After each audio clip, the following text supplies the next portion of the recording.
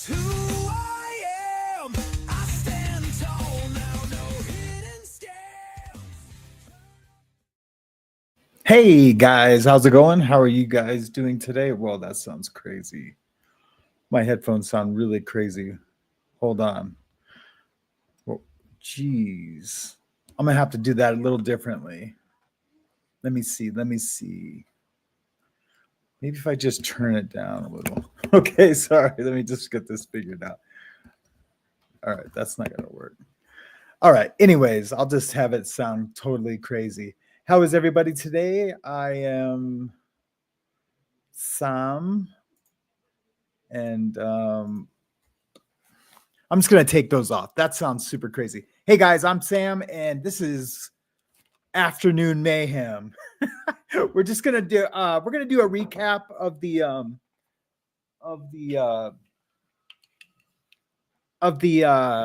Jason LeVesque trial. They did closing arguments. They were pretty epic. I have made a decision who I think is how I think it's going to turn out. I'm going to let you guys decide for yourselves if you guys want to hang around and listen. They didn't do it live on Court TV. Court TV is going to release it later. They did do it live on Law and Crime. I missed that, but I was able to get a recording of it. So what I did is I took that recording and I just chopped it up to just the defense's closing and the prosecutor's closing. I was able to raise the volume up a little bit so we can all hear it a little bit better. And yeah, hopefully it should be good. Also after that, I got a couple things to talk about.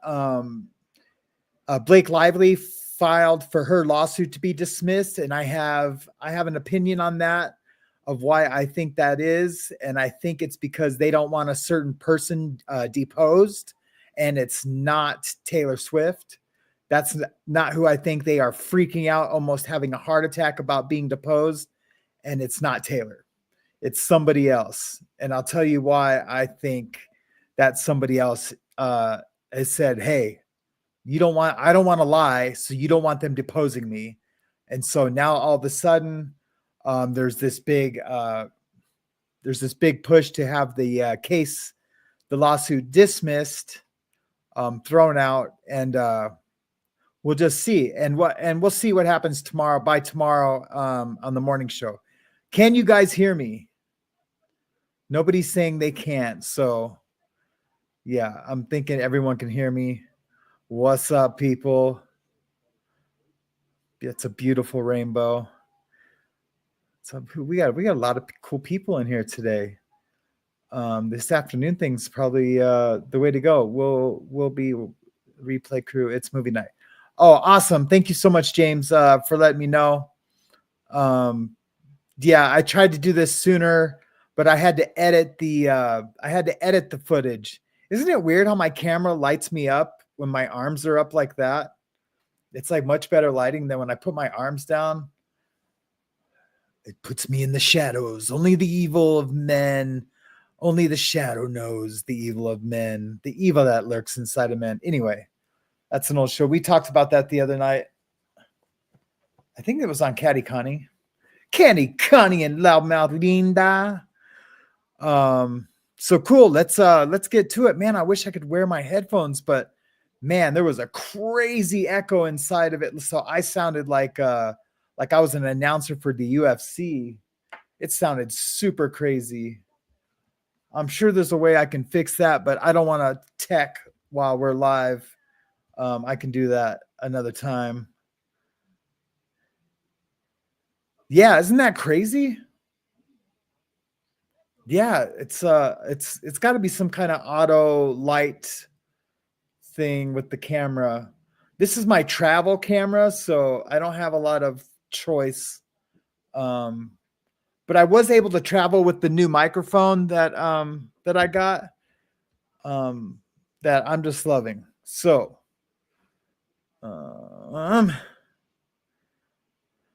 let's do just a quick roll call. Why not? Let's see who's chilling. My own eyes and ears. How are you doing this afternoon? James Collins Cares. How are you doing? He will be. He's going to go watch movies. ASAP Lizzie. Hey, it's good to see you, ASAP. Yes, it is. Yes, it is. Lynn Arunda, how you doing today, Lynn? It's good to see you from Australia. That's right, mate. Sorry, that was disrespectful.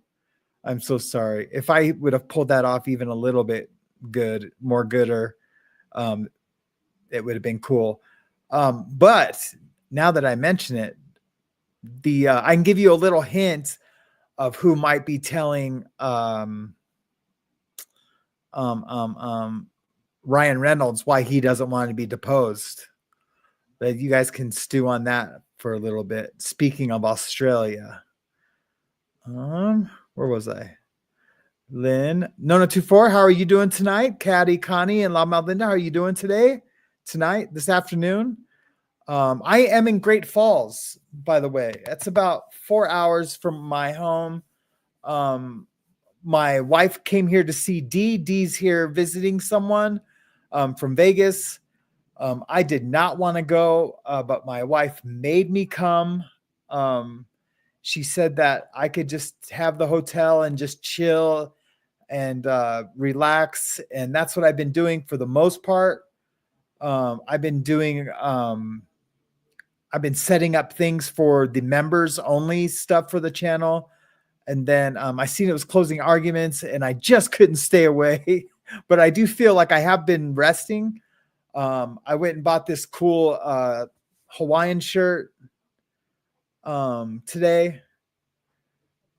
It's got my, well, it's obvious who it is, but Bingo is on it kind of prominently. He's my favorite. Man, that dude is my favorite for sure. Me and Hazley love watching this cartoon. Why can I not think of the name of the cartoon? Bluey. We love watching Bluey together. God, I'm really getting dementia. Something bad is happening. I don't know what it is. But anyways, who else is here? Kim, how are you doing, Kim? It's good to see you. I know you guys can't see me. Hey, Heather, how are you doing? Heidi ho. Shell Dub, how are you doing today, Shell? Hey, Galen, how's it going? Glad you could stop in. I see the Kim's here. Already said Kim. Sherry LeBron, how are you doing today? I did get some rest, so I feel really good today. It's so crazy. So yesterday, remember I was like, you guys were like, man, he looks jaundiced. That freaked me out. I was feeling nauseous, but I was still just trying to do the show. And I was literally getting dizzy. Like for the last 45 minutes of the show, I was feeling really dizzy, but I was trying to get through it. And as soon as I went off, I ended the stream. I went and laid in bed and put my head down and I crashed out. I was out. And then later on, this little tiny hand woke me up. Dad, I'm home from school, Dad. I'm home from school. And I was like, what the heck? I was like, hey, babe. And then they decided to pack it up and we drove here last night. And yeah, now I'm here. So, and I went and got this cool Hawaiian shirt because I always wear Hawaiian shirts on vacation and I didn't bring any, even though I'm not like anywhere sunny. I'm in Great Falls. Hey, Tiffany, how are you doing today? It's good to see you. Thank you for being here. Beta, it's good to see that you're here. How are you doing? John Lazan, how are you doing? Danette, how are you? It's good to see you. I really need to do an afternoon show. I really do. Tiffany, did I already say hi? Yeah, Tiffany, hi. Just like that, how y'all doing? Bluey is the best. It is the best show. I love it so much. I really do. I just love watching it with her. We just laugh and laugh our butts off. No, it's still in Montana. Yeah, Great Falls is still in Montana. A little bit of Great Falls history or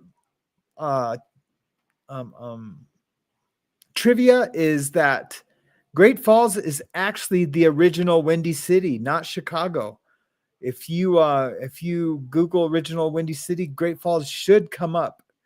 So thank you guys all for being here. Annie Oakley, it's good to see you. Let's get this started. I am going to throw the headphones back on so I can listen. And then I'll try not to interrupt it too much.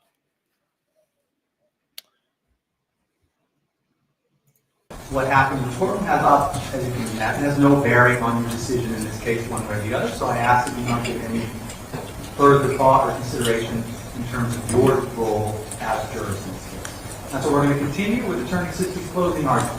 Attorney Siski, whenever you're ready. Thank you. And thanks for hanging in there. I was telling these guys, you got to see me do what I used to do a long time ago. Okay. He's okay. All right. So his dad's okay. Okay, let's start the Check. check. Checking one. Sorry, guys. I want to get back to the very, very basic principles of why we're all here. And basically, why we're all here is to give Jason a fair trial and to follow the principles of law as they were outlined to you by the judge. And we'll go right back to the beginning. It was proof beyond a reasonable doubt. Real quick, let me just talk quickly about for the viewers that haven't seen what we are talking about or what these closing arguments are to. Basically, it was a guy came home from work. He was plowing snow for over 24 hours. It was a super bad snowstorm. Came home. His neighbor came out yelling at him. His side of the story is that he threatened, like, if you don't move that snow, I'm going to kill you and your family. And then he left and came back, was yelling, left, came back, was yelling. And then the final time he was yelling and he had his nose in the guy's face.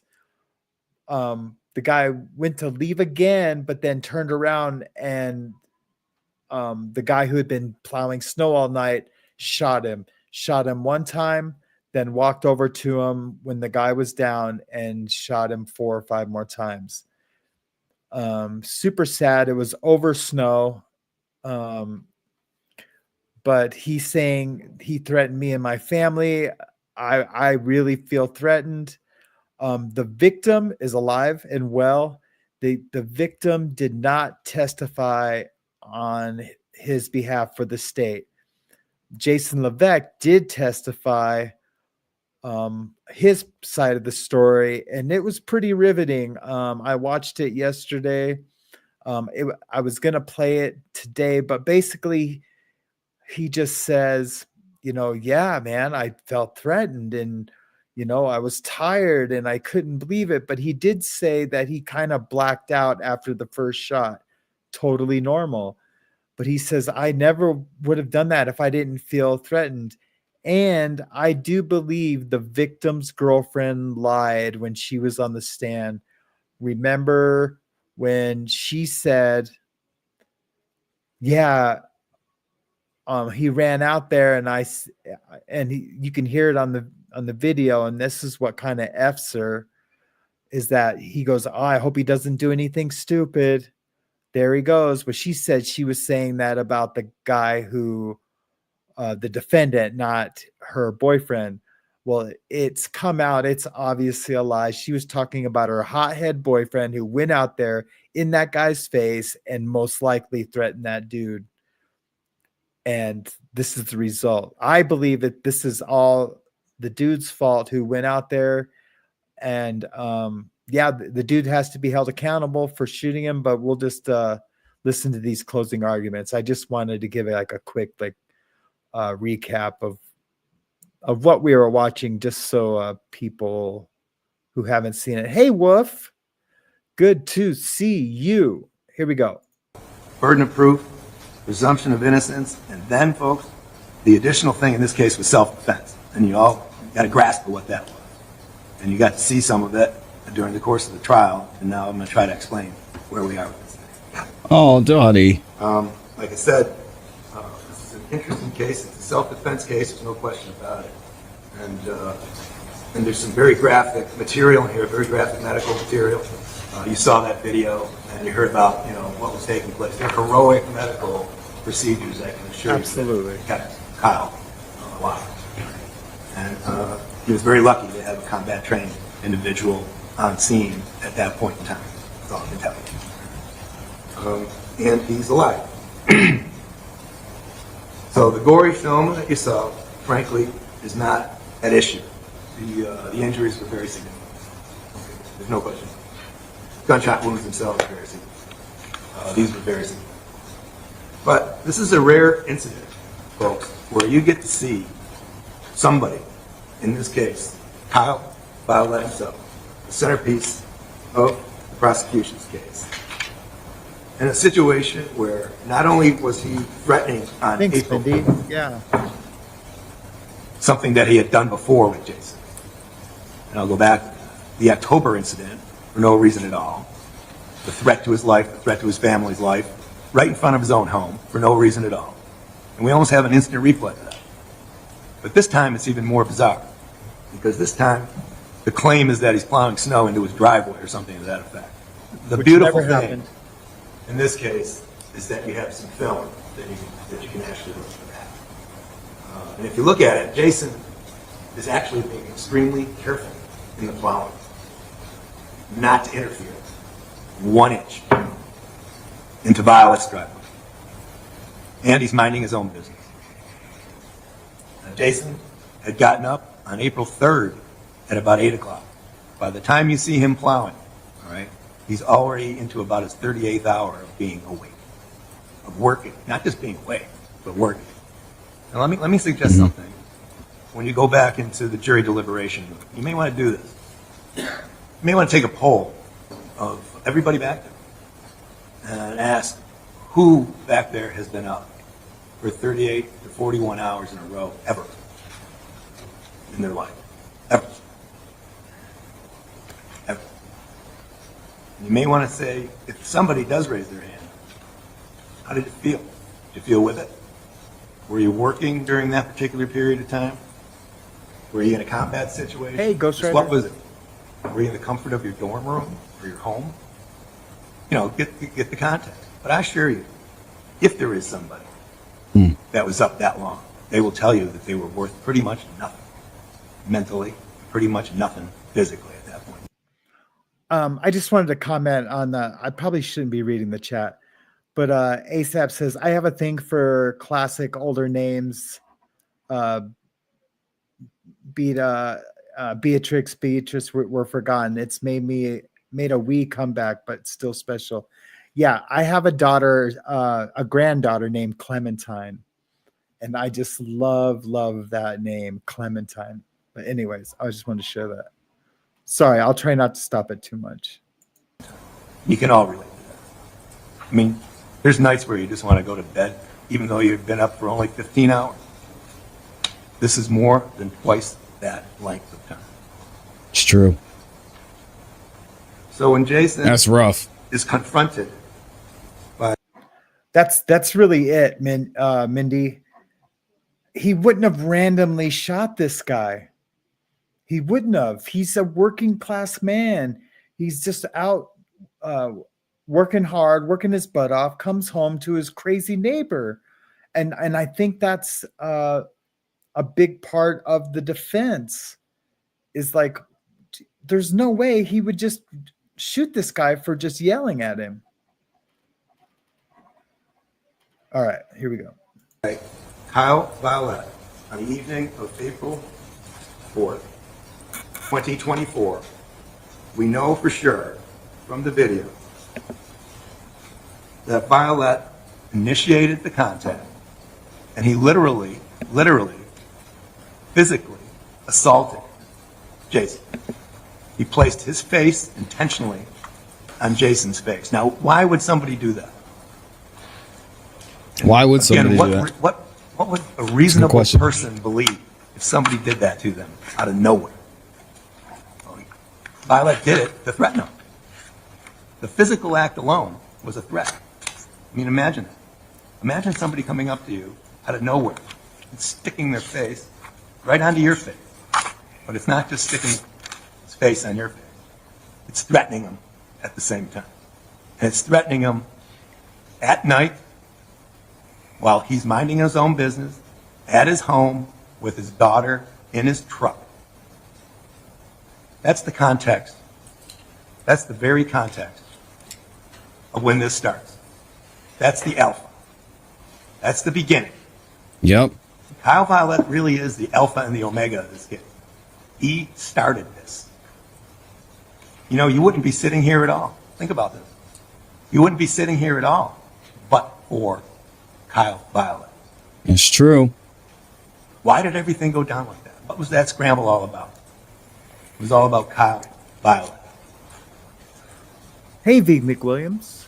He placed himself in a Hey, position Ian. intentionally to threaten Jason. I know it's Threaten late. Jason with death. There was nothing conditional about sticking his face on Jason's face. And there was nothing conditional about threatening him. And you'll see that it happens more than once. When you run that video, you take a look at how many contacts he had with him. I mean, what was he trying to Check. prove? What in the name of God was going through his head? Other than to try to scare hell out of Jason LeVesque. And to relive that same threat that he'd had with him months before. And again, it was for no reason whatsoever. None. Yep. Zero. So we know that he initiated the contact. We know that he stuck his face into Jason's face. We know that he made threats. Mm-hmm. He made multiple and multiple approaches. Now I'm going to ask you, I'm going to go through self-defense instruction in a second, but I'm going to ask you, do not abandon your common sense when you sit here. When you looked at that, what did you see? Did you see some cool, calm guy coming out to say, please move some snow, please don't block my driveway? Or did you see I wish we could see it, man. Insane guy coming up on somebody minding his own business in the middle of the night? And that's the context that you have to take this case. Hey, Lisa. You're going Thanks to for hear joining from the the show. judge that you have to basically run it through the lens of what was going on that night. Not today, when we're all sitting in a courtroom, cool and calm, rolling it over in our heads, and going frame by frame, like Detective Dan. Because that's Yeah, what we me know. too. The reality is that this whole interaction took about 11 seconds. This is quick stuff. Quick decision material. With a man that was shocked that he was even going to run into Kyle Violet that night. There was no reason for it. Reason means something in this case. If you think for a second that Kyle was not threatened, that Jason was not threatened,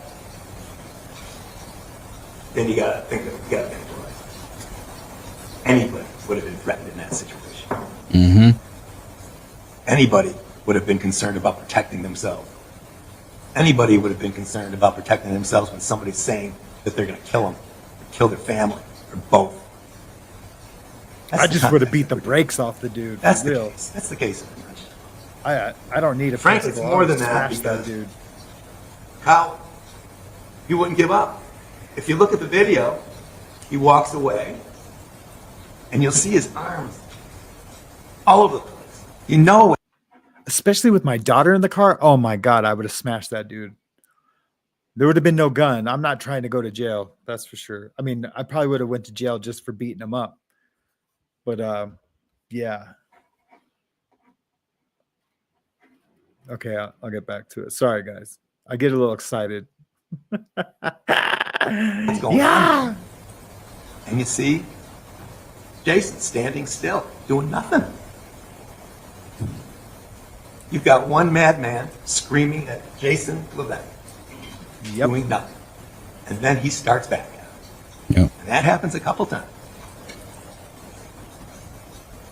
And the last time he comes back at him, he's screaming at him and he's telling him, you don't know me, you don't believe it?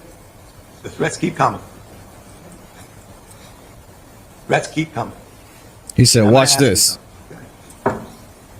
How many times do you have to put up with that? 0. Do you have to wait until somebody comes at you with something? You know, Right. Jason LeVesque didn't have the wonderful experience of what the deputies do in this courthouse when you enter through the front door. And that is check people out, see if they have any concealed weapons or metal or anything. He had no idea what he had. None. And you'll hear in the instruction that he doesn't have to even be threatened with a weapon. All this questioning about, did you see a weapon? Does he have a weapon? When you got there, did he have a weapon? Guess what? It's not That's his a job. mirage. Yep. That's a mirage.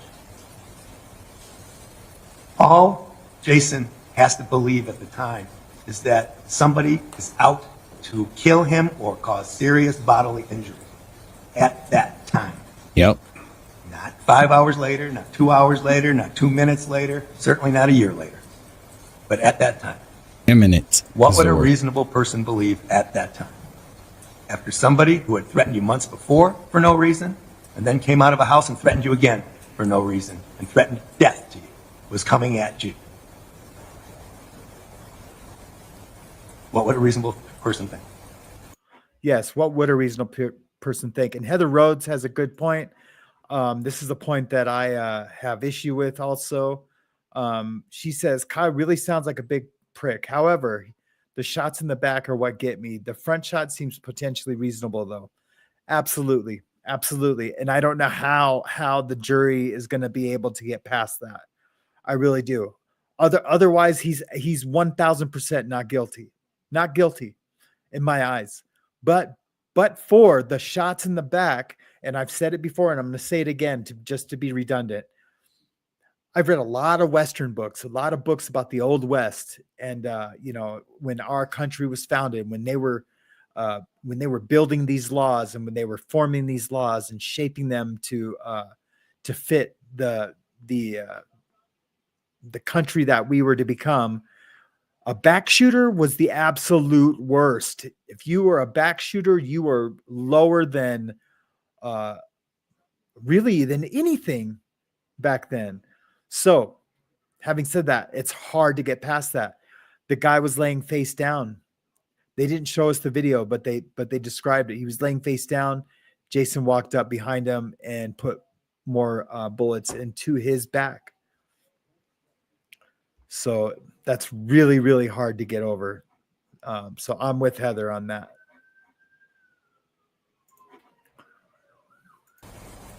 Think something good was going to happen? Think they were going to talk it out? What do y'all He was think? violent, he was threatened, and he was out of control. No, That's what- you don't. That's what Kyle- You don't just shoot someone. That's what you were dealing with.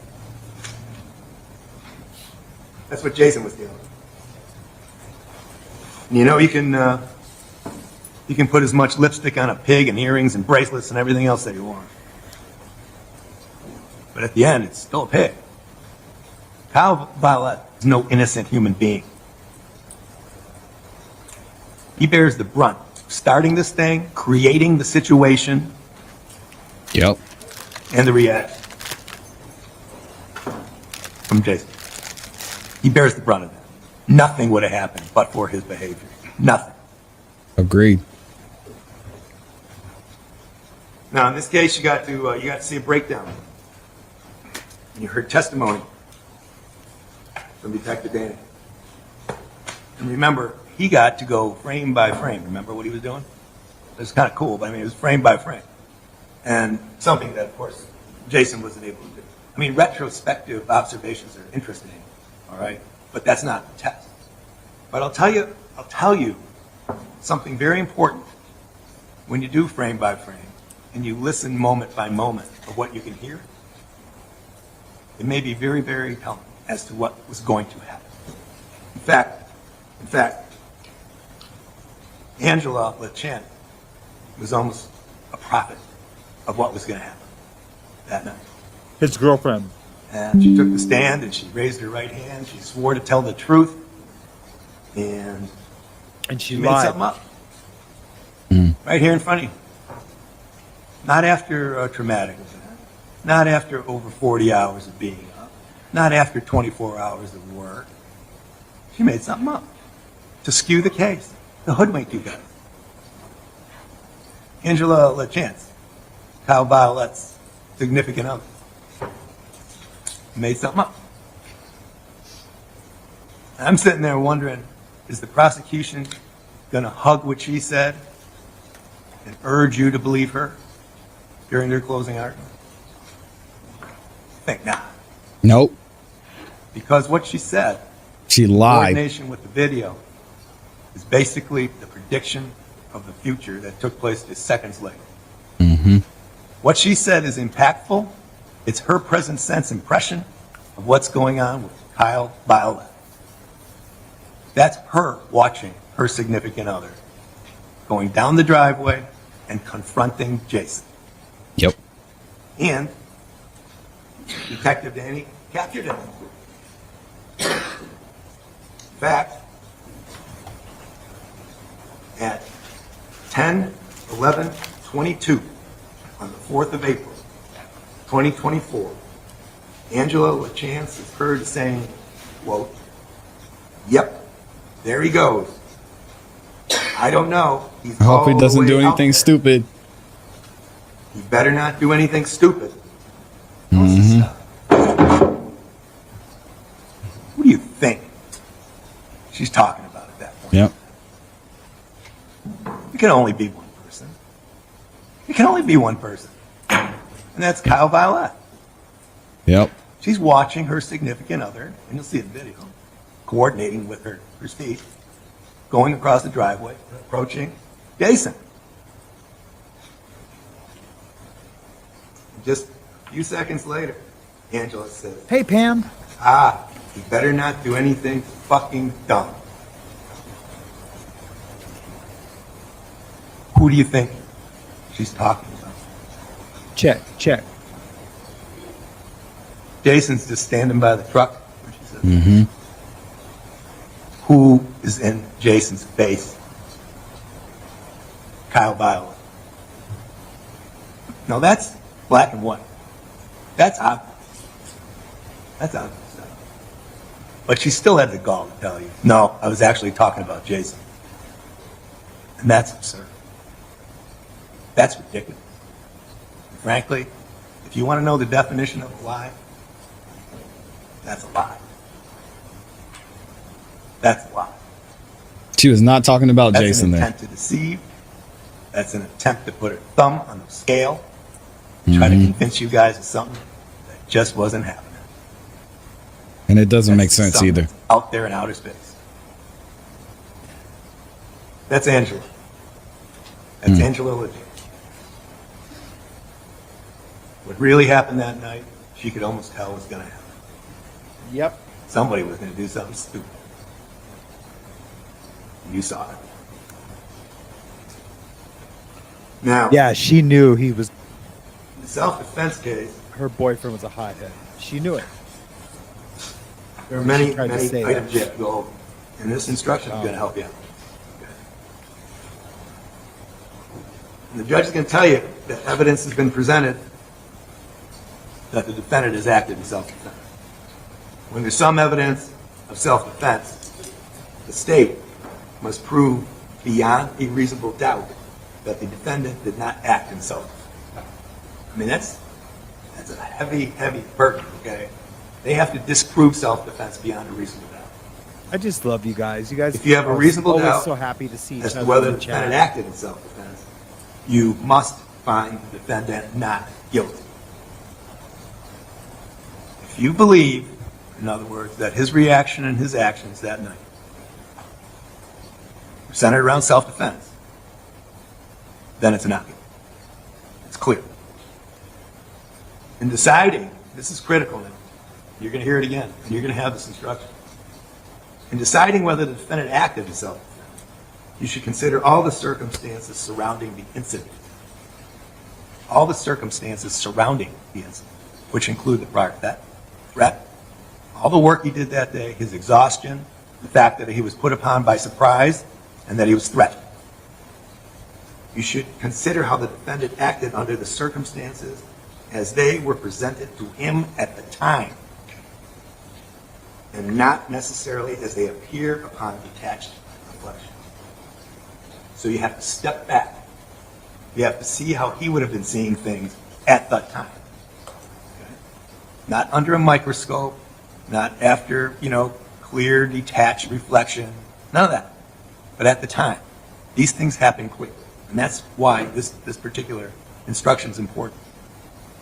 You should consider whether the defendant's belief that it was necessary to use deadly force was reasonable when he acted in the heat of passion. Not coolly and calmly. Right? Not rolling it over in his mind, but reacting to what was presented to him at the time. It gets better. A person has the right to use deadly force on another person to defend himself or a third person if three conditions are met.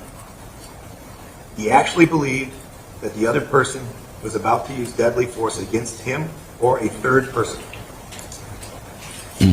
Doesn't say that he thought the other guy had a weapon.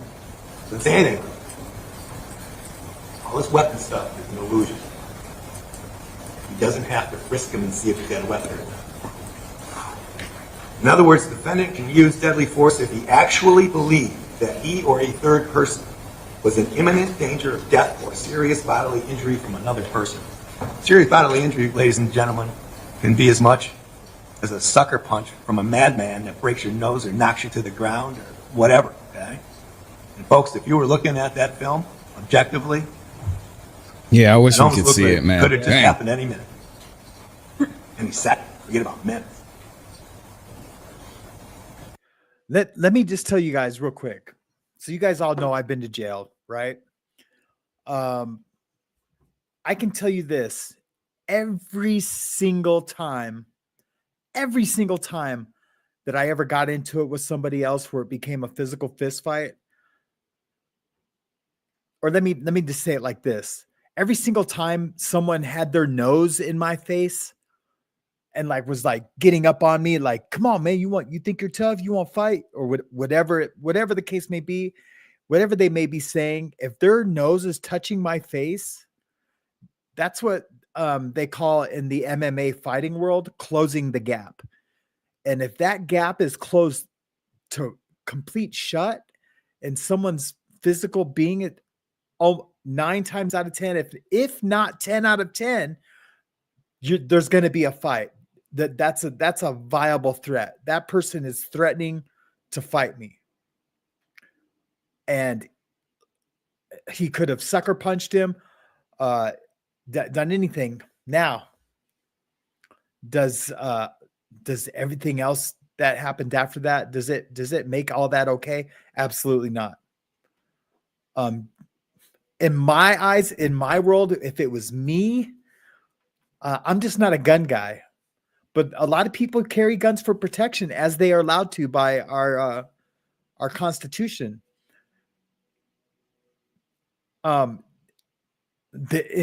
some cases, and what he's saying right now here in New Hampshire, it was legal for him to shoot him if he felt that threat.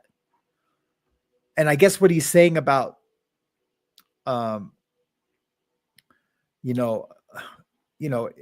it could even be someone just threatening to punch you and break your nose, or that it's okay. And so if that's the case, look, the dude's nose was in his face. If it was me, I would think, yes, something bad is going to happen, and I'm going to go into protect myself mode.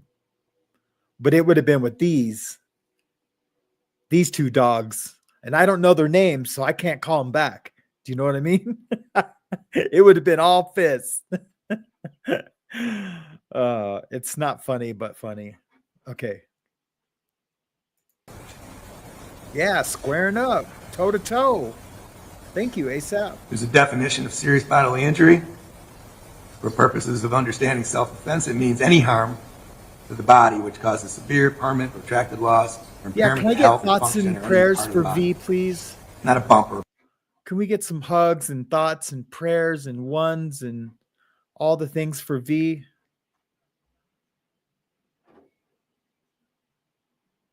Yeah, I'm super close to a lot of my cousins. Please, yeah, we love you, V, so much.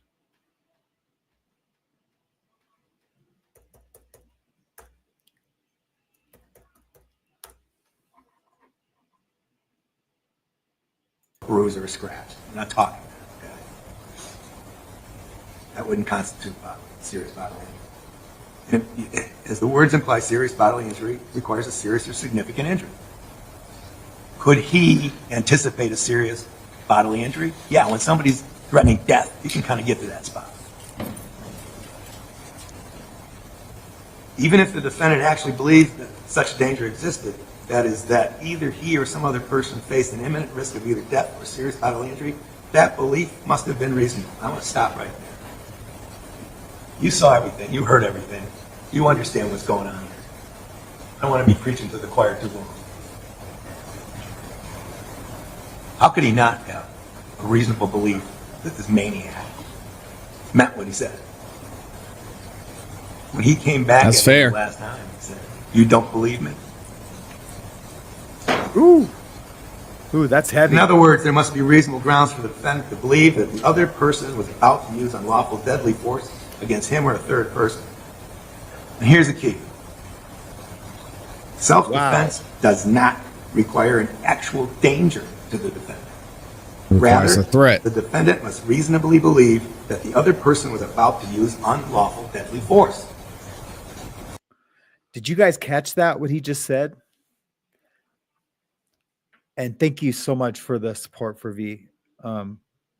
She's a big part of the family, as all you guys are. He just said that, yeah, he threatened their lives, right? And then remember, he kept coming back. As per testimony, he kept coming back. And he's saying that one of those times when he came back, he's like, "What? You don't believe me?" Bam, that's all I would need. That's all I would need. He's doubling down. The dude's doubling down on that threat. What? You don't believe me? If I say that,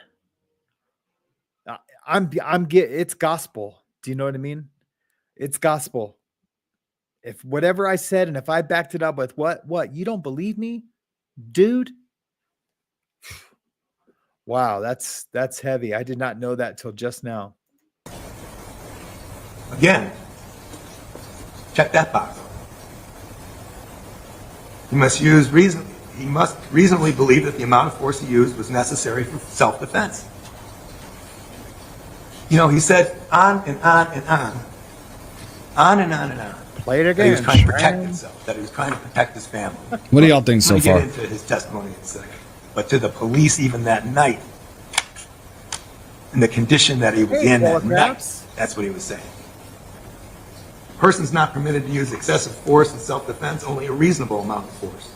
And again, this has to be interpreted from at the time that he was perceiving these events. The defendant can use the amount of force which he believed was necessary under the circumstances, as long as, at the time, there was reasonable grounds for his belief. Folks, reasonable. One can very easily come to that conclusion, that his reaction was reasonable because he was put upon by an unreasonable human being. That he was put upon in a savage situation with threats of death in the situation that he was in. Let me tell you something, okay? Jason went through quite a bit that night. Not only was he exhausted, not only was he threatened by this maniac, I didn't have a live this morning, Mother but he was Bird. trying to care for his daughter as well. He was worried about his parents. Of course, he was worried about himself. And he was exhausted. So what happens after this thing happens? Is it somebody saying, "Oh my God, I'm going to run"? No. Actions speak a lot louder than words. Jason LeVesque stayed right there. He didn't make one move to leave. There may have been an off-cuff comment to his daughter that, quite frankly, is stupid and doesn't really amount to anything. He never tried to evade the police at all. In fact, there's evidence that he even dialed up 911 and just didn't hit the button because he heard the sirens go. It came from him, it came from his daughter. And it also speaks to the fact that he stayed there. It also speaks to the fact that he made the firearm safe. He prepared for his arrest. He placed the firearm in the dash. He took the extra magazine out of his pocket. He secured that. And when the police came, he stepped out of the vehicle, he raised his hands, and he cooperated all night long with the police. That's not somebody that's fleeing. That's not somebody with a guilty conscience. That's somebody waiting and anticipating and then cooperating with the police. Just like an innocent person would do. No resistance, no lip, no nothing. When they asked him to get in the cruiser, he got in the cruiser. When they asked him if he could go to the police station with no problems, he went. When we got to the police station, folks, you saw the video clip. I want you to watch that video. It's about 20, 25 minutes long. Okay? And in the video clip, you're going to see a human being, all right, that is wiped out. I can't even describe it. This guy could hardly take his own sweatshirt off. He's cold. He's hot. He's nauseous. He's laying down on the floor of the interrogation room. That's just the beginning. There's almost 3 more hours of that. Do you think he got better over time? Do you think that's a good environment to get factual, actual, accurate information from somebody? Be surprised if he could tie his own shoes at that point in time. But they took a statement from him, a lengthy statement, and he was sitting there as long as they wanted to take it. This isn't somebody giving him lip. This isn't somebody that's resisting. This isn't somebody that's uncooperative. This is somebody like just what he said on the stand. He was just trying to help put it all together. He shouldn't have never talked to the police, in my You think opinion. somebody actually has a vivid, accurate memory? I should have drawn this a little bit. After being involved in a shooting, for the first time in his life, by the way. I mean, this guy doesn't even, like I said, he never even shot a chipmunk in his life. Not a chipmunk, You think dang. that doesn't shake you up? You think that doesn't scramble you? You think if you add that to the threats, that doesn't scramble you? You think if you add that to the fact you've been up for 40 hours, that doesn't scramble you? You think if you add that to the fact that all you're getting is a glass of water and a Slim Jim, that doesn't scramble you? That's the context of the 3 hours, over 3 hours, of interrogation with Jason. But did he complain? Did he say, no, I don't want to do it? No. In fact, the entire night, this guy is cooperating with the police. Can we search your truck? Yes. Can we take your video info? Can we take your cameras? Can we take your hard drive? Yes. Can we have the password? Yes. Okay? Yes, yes, yes. Will you speak with us? Yes. Can we swab your hands? Yes. Everything's yes. He's trying, okay? Was he perfect in the interrogation? No. And you know what? Nobody would be. Not under those circumstances. Nobody would be. The honest answer to that, he's doing everything he can, not only to help the police, but he's doing everything he can to try to explain what went on that night. He tried to do it with you guys. And you know it. He didn't have to take the stand. You know that, right? He didn't have to subject himself to cross-examination. An attorney. Hey guys, if you're watching this live from the Legal Livewire link, channel, I didn't know you guys couldn't see the live chat of the people that are on the After the Bars channel. Because I see over here, Koala Crafts is over there, Sharona, Linda, Gaylin. There's probably a lot of people saying things to you or saying hi from the other channel, and that you're not able to see that to interact more. So and Sharona, Linda M, and I just want you guys to all be able to participate in the bigger chat. So of course we would love for you guys to be over in the chat that's bigger. So if you want to go over to the After the Bars, that would be awesome. Because I definitely want you to be a part of the conversation over there. I didn't know you couldn't see it. That really bums me out. I've been doing this for a long time, streaming to both. Okay. Sorry, guys. Bart's very good at it. Been doing it for years. He's very good at it. He didn't have to do that. He didn't have to put up with that. Nobody forced him to go up there. Jason LeVesque went up there because he wanted to look at you folks in the eye and tell you the best he could as to what happened. Not skewing the facts, not lying, not deceiving you, not playing games, not changing stories. Is it unreasonable, for instance, for somebody in that situation to not remember each and every time he pulled the trigger? It's an automatic. It goes on automatic. He's pulling. It's not done till it's over as far as he's concerned. And what's his concern at the time? Protecting himself, protecting his daughter, protecting his home. This thing happened right on the front steps. If you put it like that, I mean... Right in front, pretty much, where his mom and dad were sleeping. Right there. Joe Mama, hey! So good to see you. No lies and deception. That's a red herring. That was really good, Kim. Really good. I'm going to urge you, take your time when you're deliberating. I'm going to urge you to listen to everything that's going on in those tapes that you have. Watch everything that's going on in those tapes that you have. Okay? Detective Garston spoke of tactics and training and all this stuff for interrogation.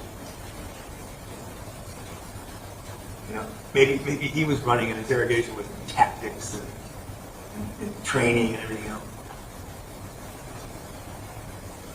Jason LeVesque, he's not sitting there constructing a self-defense defense.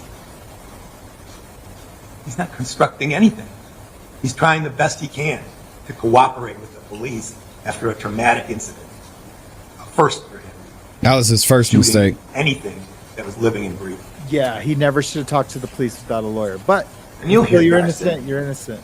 You'll hear him in that tape. Listen closely. When his body cam is not switched off, and he's talking to another officer. And he says, let's talk to this guy now. Let's talk to him now while he wants to talk. Okay.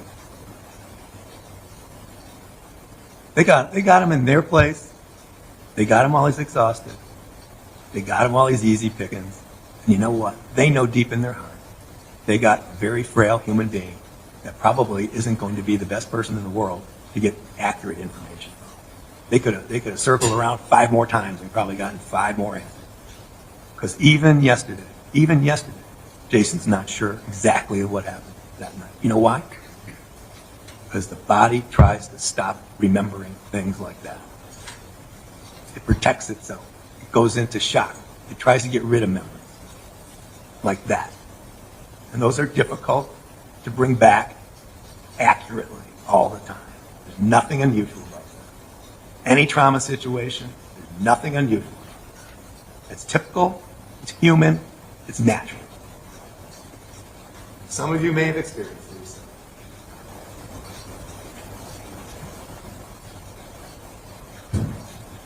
Prosecution, in this case, for lack of a better analogy, was dealt a lousy hand. In order to get a conviction in the United States of America, in a courtroom like this on a criminal case, you got to hold aces. You got to prove the case beyond a reasonable doubt. Okay? No goofing around. No halfways. No maybes. No probablys. No could-haves. None of that stuff works. The only way they get a conviction in this case is to prove beyond a reasonable doubt each and every element of the offense charged, each and every one, beyond a reasonable doubt. And they have to disprove self-defense beyond a reasonable doubt. And in this case, ladies and gentlemen, they got dealt a lousy hand. They don't have 4 aces. Nope, they don't. If you flip their hand over, what they really have is a bunch of jokers. And the joker in the case is Kyle Violette. They got dealt Kyle Violette. And when you get dealt something like that, that's a gigantic reasonable doubt. And when you get dealt somebody that acted the way he acted in a self-defense case, that's a lousy hand. But don't feel sorry for him. This isn't about sympathy. They're not about worrying about their case. It's about critically analyzing their case and making them prove their case beyond a reasonable doubt. You have to make them prove it.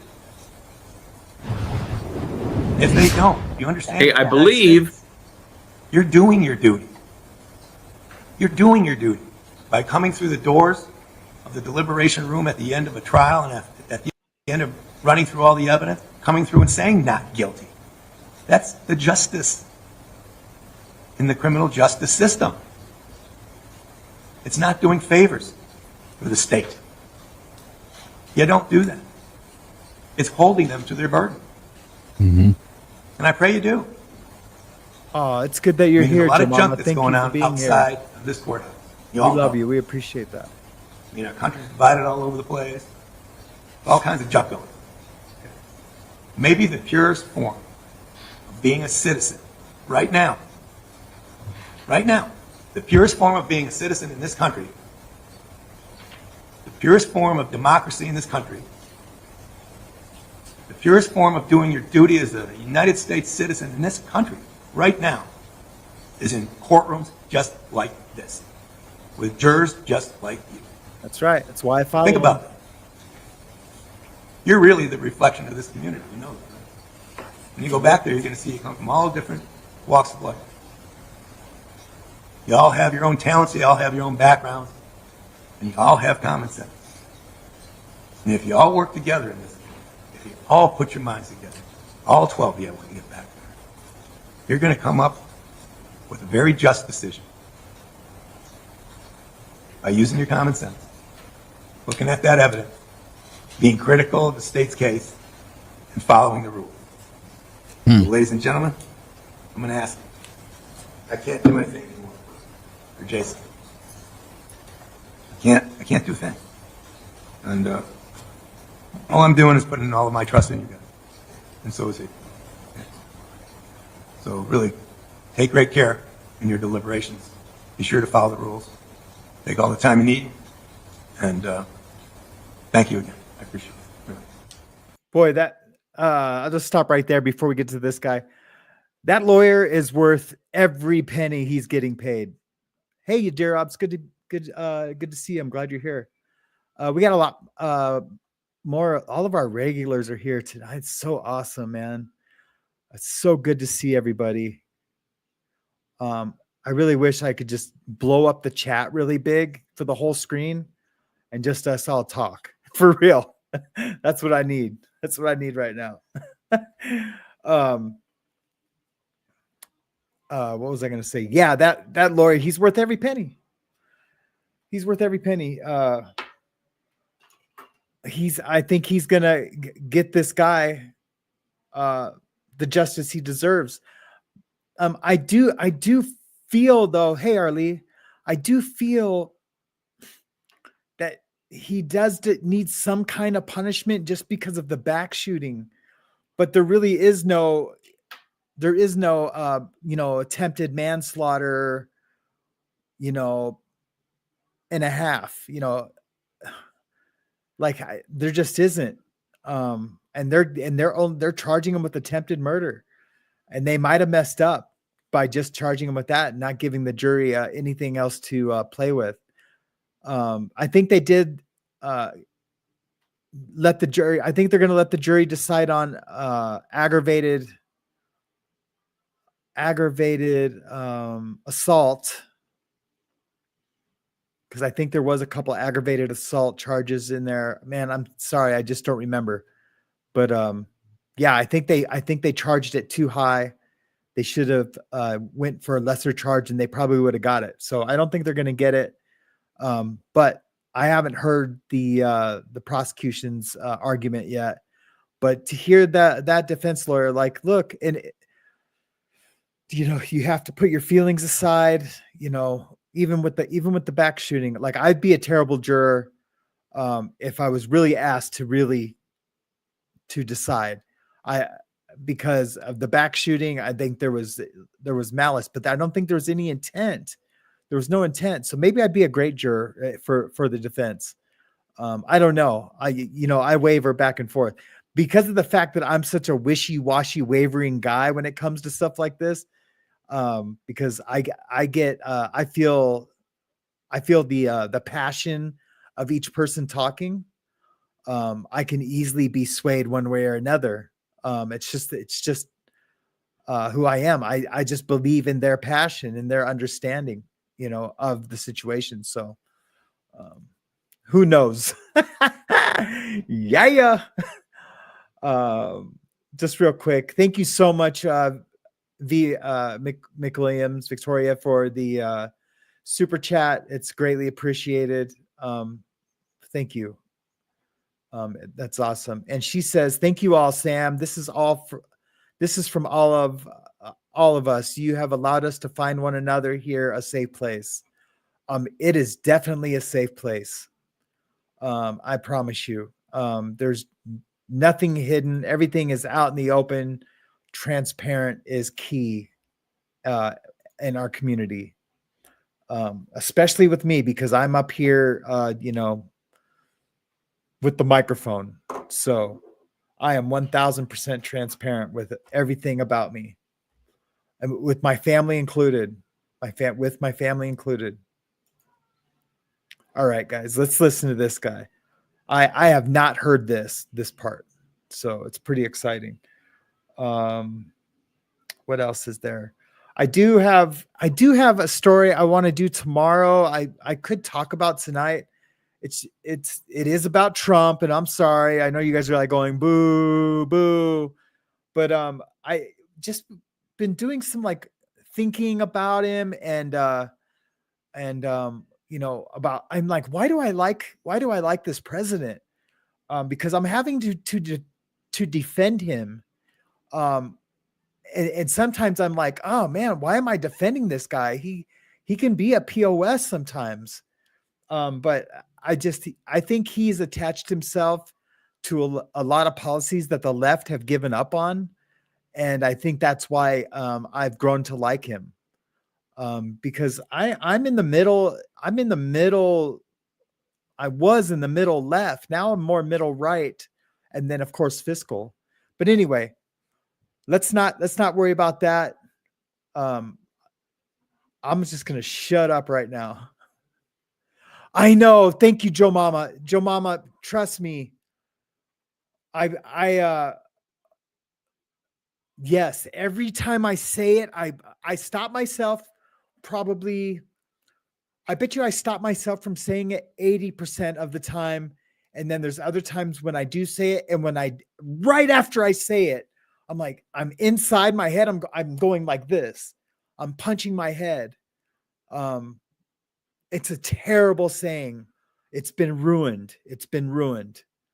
So yes, I will. Okay. I will. You have my word. That is nothing. I'm just going to say it right now.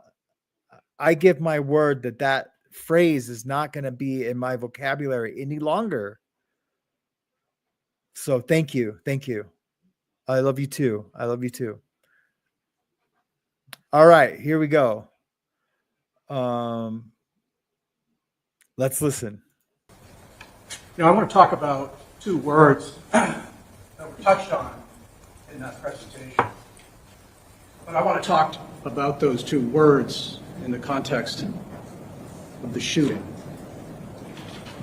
Before and when Jason LeVesque decided to shoot. This isn't a case just of a shot. This is 6 shootings. And I want to talk about these two words in that context. These two words are reasonable and imminent, as a voucher. And to be clear, these are not just words. These are the concepts and principles of a sensible. That's perfect, Victoria, because, yeah, I assure you, because you have my word would have to only be with things that I know to be true, that I can really like co-sign, right? If I'm just trying to like say, you know, like give my opinion on something, or like something that, you know, or it's something that I have to rely on somebody else for, all I can do is assure you that I believe that to be true, or something like that. So yeah, that's perfect. Thank you so much. Cause trust me, I've been racking my head, like, cause something has to change. And I do need to convey that when I'm talking, there's certain things that I need to convey, just that. Like, I assure you guys, man, that's beautiful. That's beautiful. Thank you. V McWilliams in for the touchdown. In for the save. That's what I wanted to say. I just couldn't think of it. V McWilliams in for the save. Gretzky steals. He shoots. He scores. He scores. That's a little hockey reference. All right, here we go. A law that buttresses against inappropriate and unnecessary deadly violence. Violence driven by notions of retribution, revenge, impulse, anger, and poor judgment. We guard against that with these concepts. These principles exclude unnecessary and pointless violence, but they also at the same time ensure for you, for me, for everybody, including Jason, the right to protect yourself, but within the boundaries and scope of reasonableness, reasonable force, reasonable belief of impending deadly force. I agree, Cat Daddy. Reasonable degree of force to respond to imminent use of force, deadly force against you. That's the framework that needs to guide Yes, you your did. analysis of the evidence. And that's what I'm going to talk about. Let's move on to evaluate really each chapter, each motion through this process. Not to dissect, not to impose some unreasonable analytical approach to Mr. LeVesque's choices, but to assess his choices and his actions appropriately. Evaluate each one of these steps, these sequences. Okay, because it's in my head and I have to let it out. My head just has to let this out. So everybody, when I did that, Gretzky steals, he shoots, he scores. So you guys might enjoy this. I used to have a bumper sticker that said Jesus saves. And then underneath it, it said Gretzky steals, he shoots, he scores. So it's just something I've always said since I had that car. It was actually a Volkswagen Bug, 69 Volkswagen Bug that had that bumper sticker on it. Yeah. All right. I'll stop now. And you'll see that at each stage, after the initial confrontation, there is actually a cascading sequence of diminishing risk. From the moment Kyle Violet stepped away, there was diminishing risk. And I want to ask you to evaluate the steps in this case concerning issues like distance. Distance creates safety. Evaluate it. Distance can be closed and increased risk. Distance creates opportunity to assess risk. So at each one of those chapters of this case, consider that as a factor of time.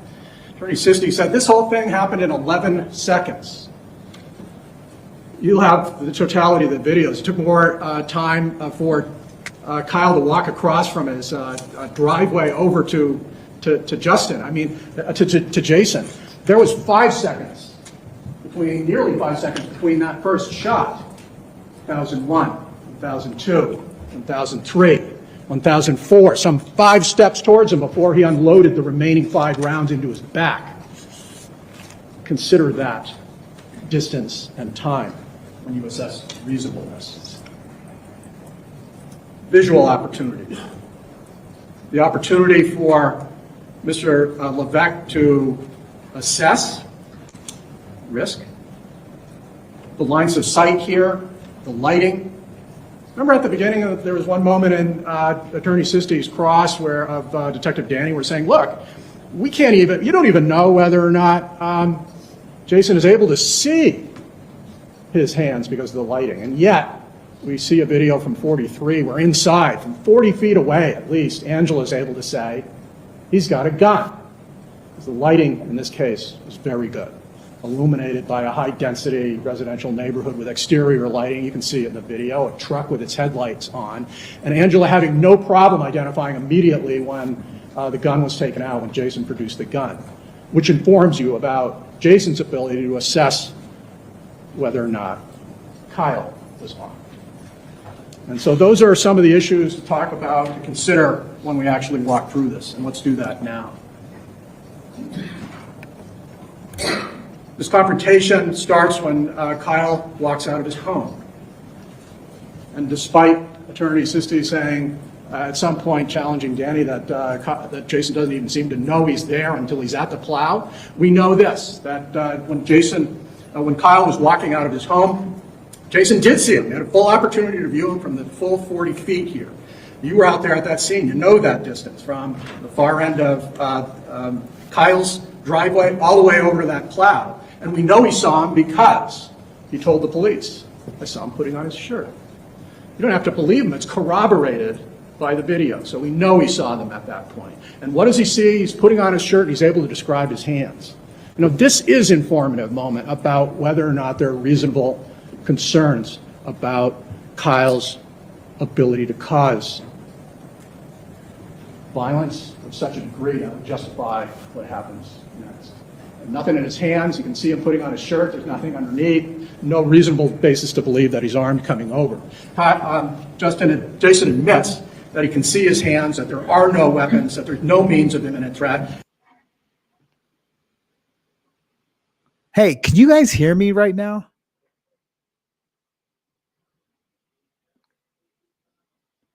I'm sorry.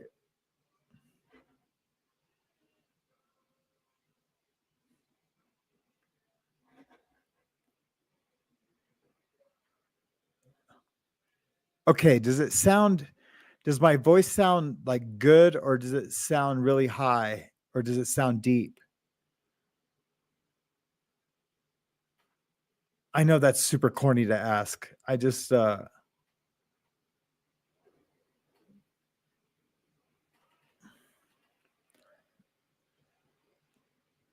okay, I'm just going to leave it at that for now, and I'll mess with it later. Okay, thank you.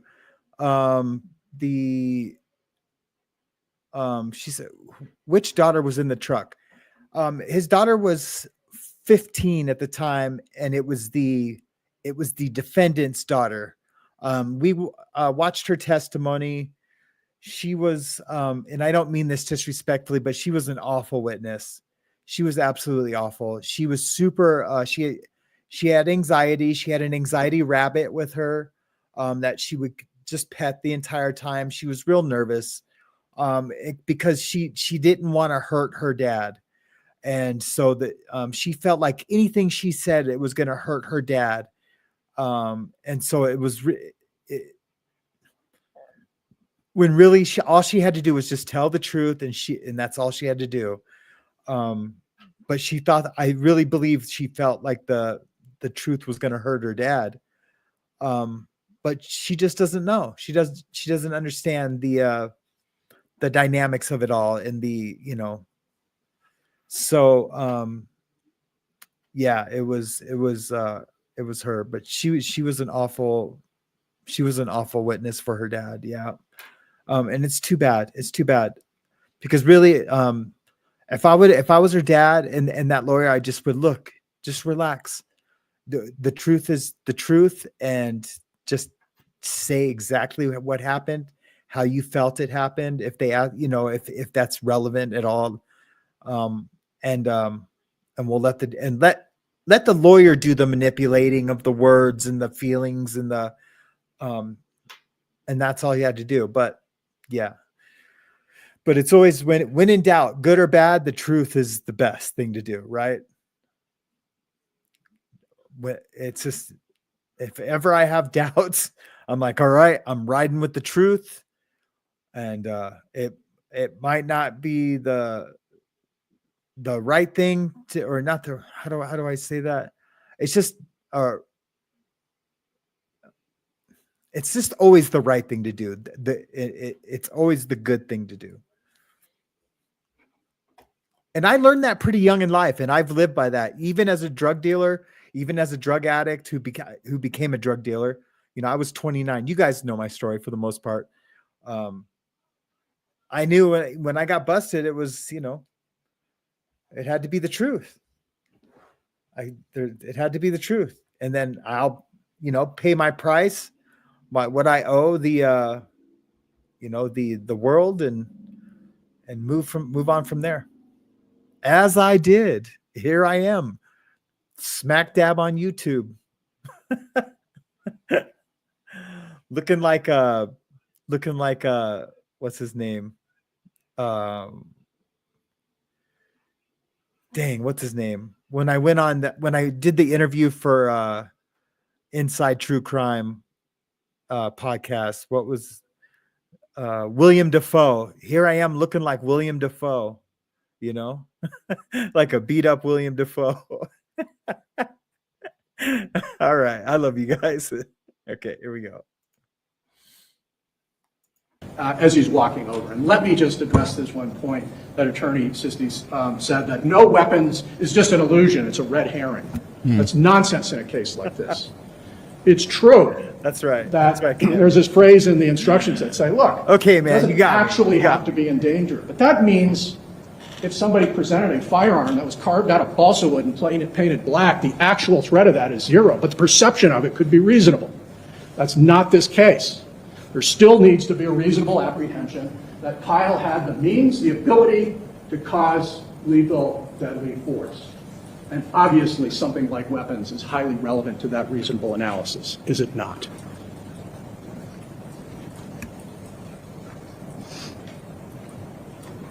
The face-to-face encounter.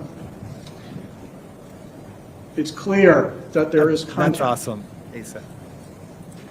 Jason's description of it actually says the tip of his nose touched my cheek. Let me be clear about that. There's nothing that's sort of appropriate. I'm not suggesting that's a good deed. Let me just clarify this point. It's non-deadly force. There's no suggestion that he is going to kill him with his nose. I don't mean to sound glib about that. I mean literally to say that dismissing that he didn't have a weapon and say that the encounter there you don't have to have a weapon drives this analysis is misplaced.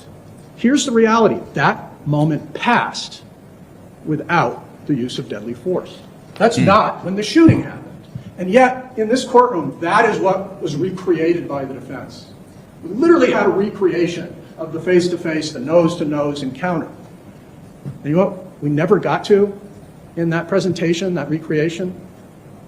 Was when he took out a firearm, closed the distance, saw Kyle stop, turn, and shoot him in the head. Lower the gun and then advance on him and shoot him 5 times in the back. We didn't see that recreation, but that's what this case is about. It's on tape. That's an ace. Each one of those videos is an ace. Is that what happened, though? I want to see this. We got to find this video. You're not going to find it. You know what could have happened at that nose-to-nose assault? That's the definition of non-deadly force. And you know what Mr. LeVesque would have been fully within his rights to do? Shove him. That is to use non-deadly force in response. That is another corollary of self-defense. You can defend against non-deadly force with non-deadly force. You can also He may have defend even against deserved a a threat. punch in the nose. That's right. You can also Reasonable defend against force. the threat. But to bring that whole episode forward as justification to shoot him is not reasonable. It's not reasonable It to is say you're going to kill the most somebody. intense moment of shoveling this snow. entire episode, and yet that's not when he was shot. And that moment was defined by non-deadly force. His hands were out. He had no weapon. He didn't claim to have a weapon. He didn't hint he had a weapon. Even in that moment, there was no reasonable basis. If he had shot him, would have no reasonable basis to do so, and he didn't. The moment passed. I was if you guys see me eating earlier, I was eating Peeps. You know, the sugary covered deliciousness of marshmallows. Yeah. I know you guys weren't talking about me, but I just wanted to throw my 2 cents in there.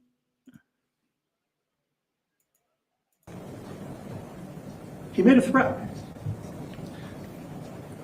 We accept Jason LeVesque's characterization of that threat, repeatedly made to Detective Garston. Never wavered about that. Not too tired to use the term, that was verbatim. Not too confused to say those were the exact words. Not too confused to repeat the conditional threat over and over and over again when Detective I know, I tried. Garston revisited those issues to do his looping. Tell me what he said? Every single time it was a conditional threat. I want to talk about that. Let's be clear. If words are the basis to justify killing somebody, then words are really important. Yeah. A conditional threat, these aren't just legal concepts, I gotcha moments from the law. These are common sense analyses of words. A conditional threat is important, it's different, because it literally buffers and defers both the act and a time period of when a threat may come to fruition.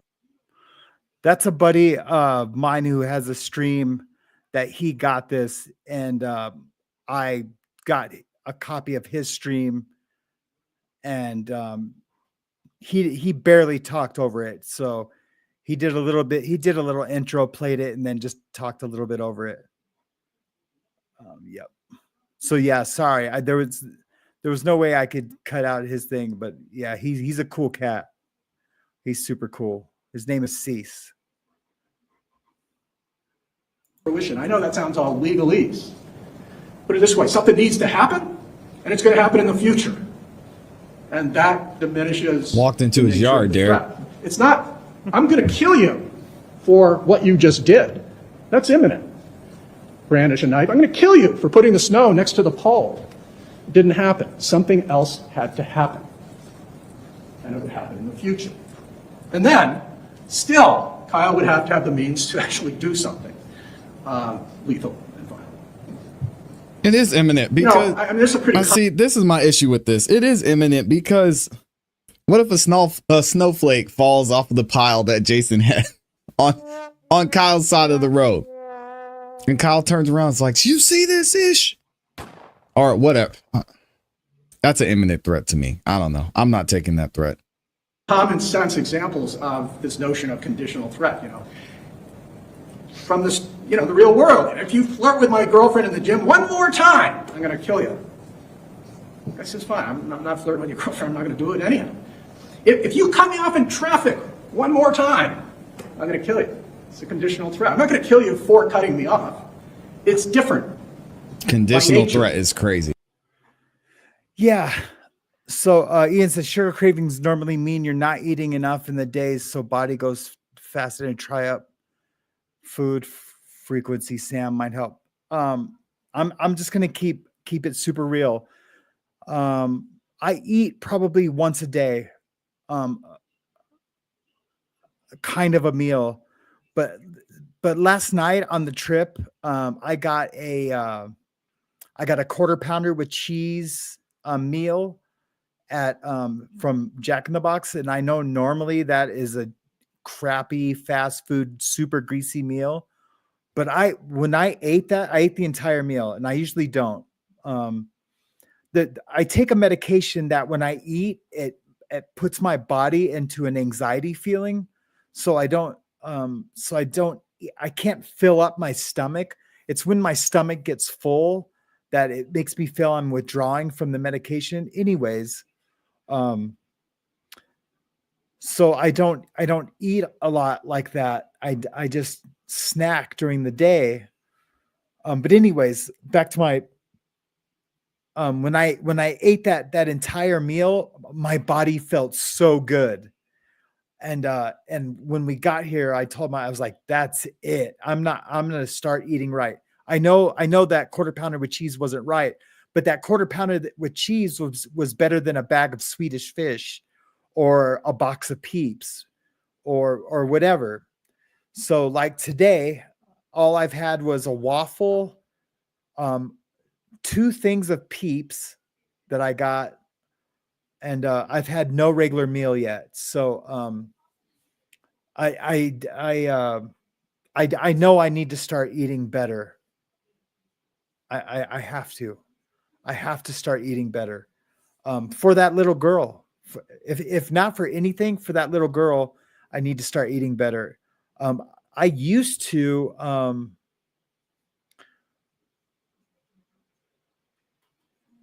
Please explain. Please explain anything you want to. Yeah, no, I know that. I love explaining my life. I really do. If you guys, if you guys ever get tired, just let me know. And I know you won't ever say, oh yeah, quit it with the stories. I know you guys won't ever say that. So I know I'm just saying that just to say it. Yeah, please do. Please do. Please email me with any kind of ideas or advice about that. I am thinking of doing this thing where I can order meals. My mother-in-law does it. And so she went on vacation last week. And so we ended up getting her pre-made meals, and they're amazing, and they're really not that expensive. It's really just as much as eating out. And there's like these salads. So they come in like a tall, like a peanut butter jar, like a tall peanut butter jar, but it's an actual salad. And it's got like, it can have like pesto and pasta with like lettuce. And then, it's just a layered thing, and you pour it all into a bowl and eat it. They were so good. And I think if I just cut out the sugar, maybe just do, just 1 sweet a day to start off with, and then like 2 decent meals, I think I'll be okay. Yep. And as long as I have a lot of protein, plus, I used to be a health fanatic. I really did. I've showed you guys pictures of me in the gym. Like you can't get muscles like that without eating right. You can't live on sugar and build muscle. It's impossible. You have to have protein. You have to have good complex carbs, and yeah, I really need to clean up my act, because I'm like yesterday, I wasn't feeling well out of nowhere. I just started feeling really bad. Yeah, just getting better sleep and eating right. And it's going to show, even like, it's like, you guys see how like my memory is like hit and miss with like certain things. I'm generally a pretty succinct, quick, articulate person. But now I feel like I'm in fits and stops, sometimes. And I think a lot of that has to do with diet and me not like working out and doing the thing that, and keeping healthy. I've put on, since like Christmas time, I've put on, like, I'm back to wearing my 42-inch waist pants. Now I am a big guy. I'm 6'1", and I'm just a big dude. I always weigh like 225, but now I'm up to 240, and it's just, but I carry weight really good. Like I could be 240 and not look fat at all. But yeah, I gotta cut it out. And I did. I told Mariana last night, I was like, that's it, man. The sweets have got to like be cut out. but it is going to affect my mood for a while. I know it is. Like I'll probably get a depressed for a little bit, maybe even a little moody. We'll just see. But I'll do it with you guys, and we can just see if I crash and burn. All right, let's by assessing reasonable risk. Let me just talk about this condition too. You want to know what the biggest red herring in this case is? It's where Jason LeVesque put the snow. That's actually the point. Attorney Sisti got up multiple times to point out with different witnesses, hey, that's not on his property, is it? No, it's pretty close. You heard from a bunch of different witnesses. No, not on the property, on his property. That's the point. The condition of the threat hadn't happened. And Kyle is literally saying that. He's not saying you put snow on my property, therefore I'm going to kill you. He said, if you drag that stuff out of your driveway and push it down in front of my driveway, then we got this problem. And then I'm going to kill you. Didn't happen. According to Jason, it wasn't going to happen. And that literally redefines the notion of this threat. That's the point. It didn't happen.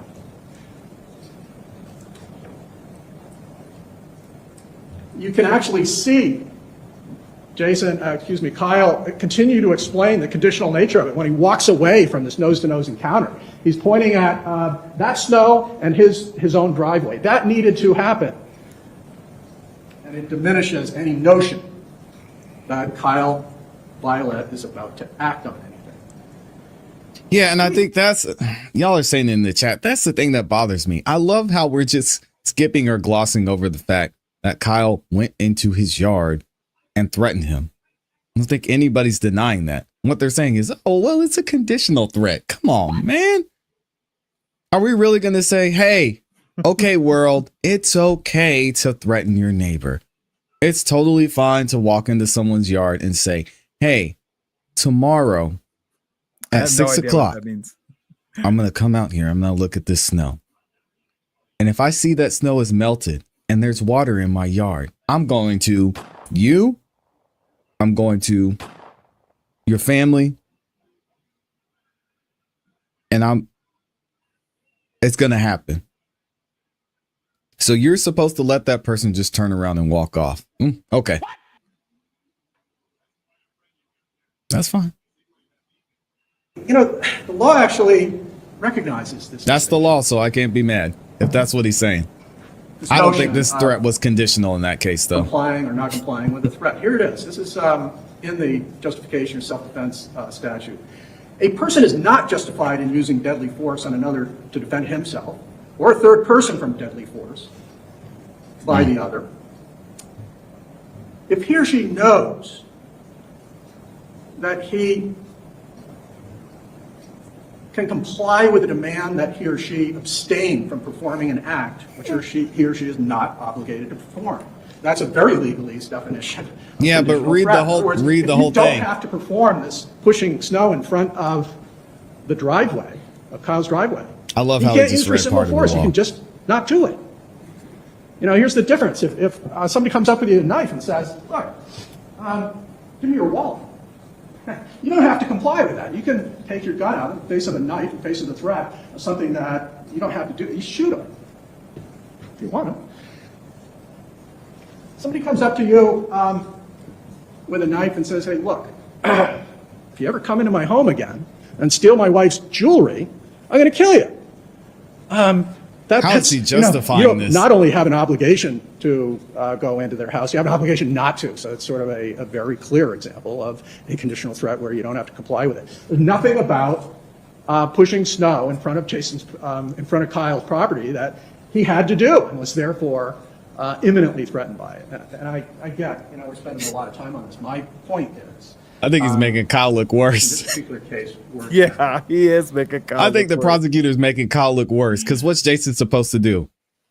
This man just said he threatened to kill me and my family if I put snow in his yard. So Jason should walk over there, look at the pole and the snow and say, Ian is okay, we're good. He's not going to kill me.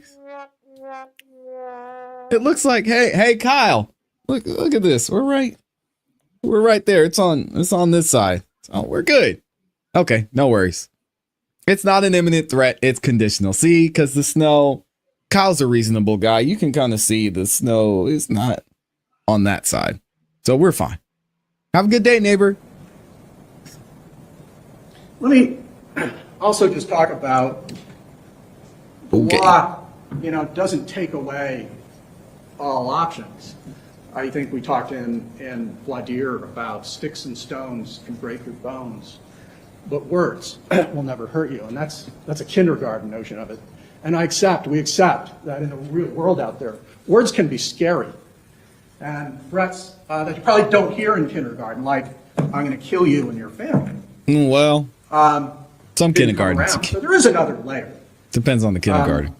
And it's this. It totally depends on the kindergarten. You're allowed in New Hampshire, under the same justification self-defense law, a person who responds to a threat, and this is as opposed to imminent deadly force, to a threat which would be considered by a reasonable person as likely to cause serious bodily injury. In other words, the basis of the threat is something like, I'm going to kill you. You can respond to that by displaying a firearm or other means of self-defense with the intent to warn away a person making that threat and you don't commit a crime. The law has anticipated this very moment where it's just a threat, but not imminent use of actual deadly force. That's But up the to threat of Jason deadly to decide. If you're armed, you can produce your firearm and say, no, you're not. It says nothing about then being able to shoot them for retribution, for your anger, for your offense, for your sense of honor. You can warn them away if it's a threat.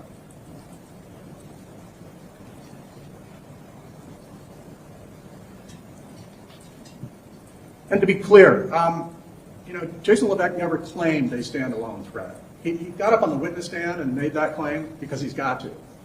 He's got to get away from this notion of conditional threat, got to get away from the notion that he was just entitled to brandish a firearm. He got up there and said, after the nose-to-nose encounter, he walked away and said, you don't believe me? I'm going to kill you. Here's the problem with that. This is a credibility issue. When he talked to the detective, he didn't say once, he said twice, in clear terms. Again, this looping effort to clarify, is he committed to this specific issue or not? He said he stepped away, he was walking back towards his house, it was after the gesturing, and Kyle turned at some point. You got to ask yourself, was that in response to the defendant saying something? Because his response, according to the defendant that night, was simply, what, you don't believe me? And that had him walking back, sounding very much like an exchange. The bottom line is, no, there was never an additional standalone threat despite his claim. You saw this process work out, how it works. I showed him the transcript, 2 places where it was very clear that there was no standalone threat, and he said, oh, it's in there. If it was in there, you saw the process work out. His attorney could just as well get up there and show the transcript where I was being tricky and omitted it and say, oh, no, here it is, but that never happened. The reason that never happened because it's not in there. Jason LeVesque never claimed there was a standalone threat.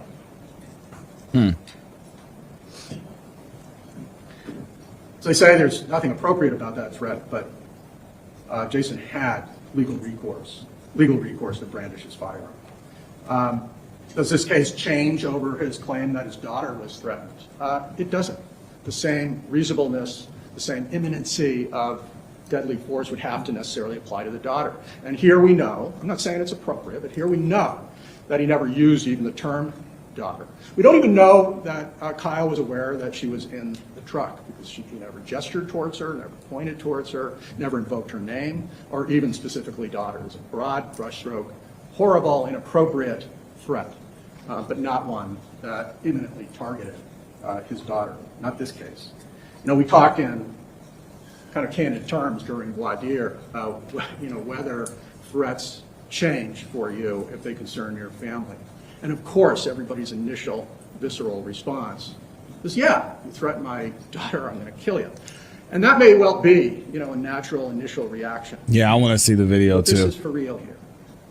This is now the application of the law and the consideration of real-world consequences. This is not a conversation with, your friends and family around the dinner table.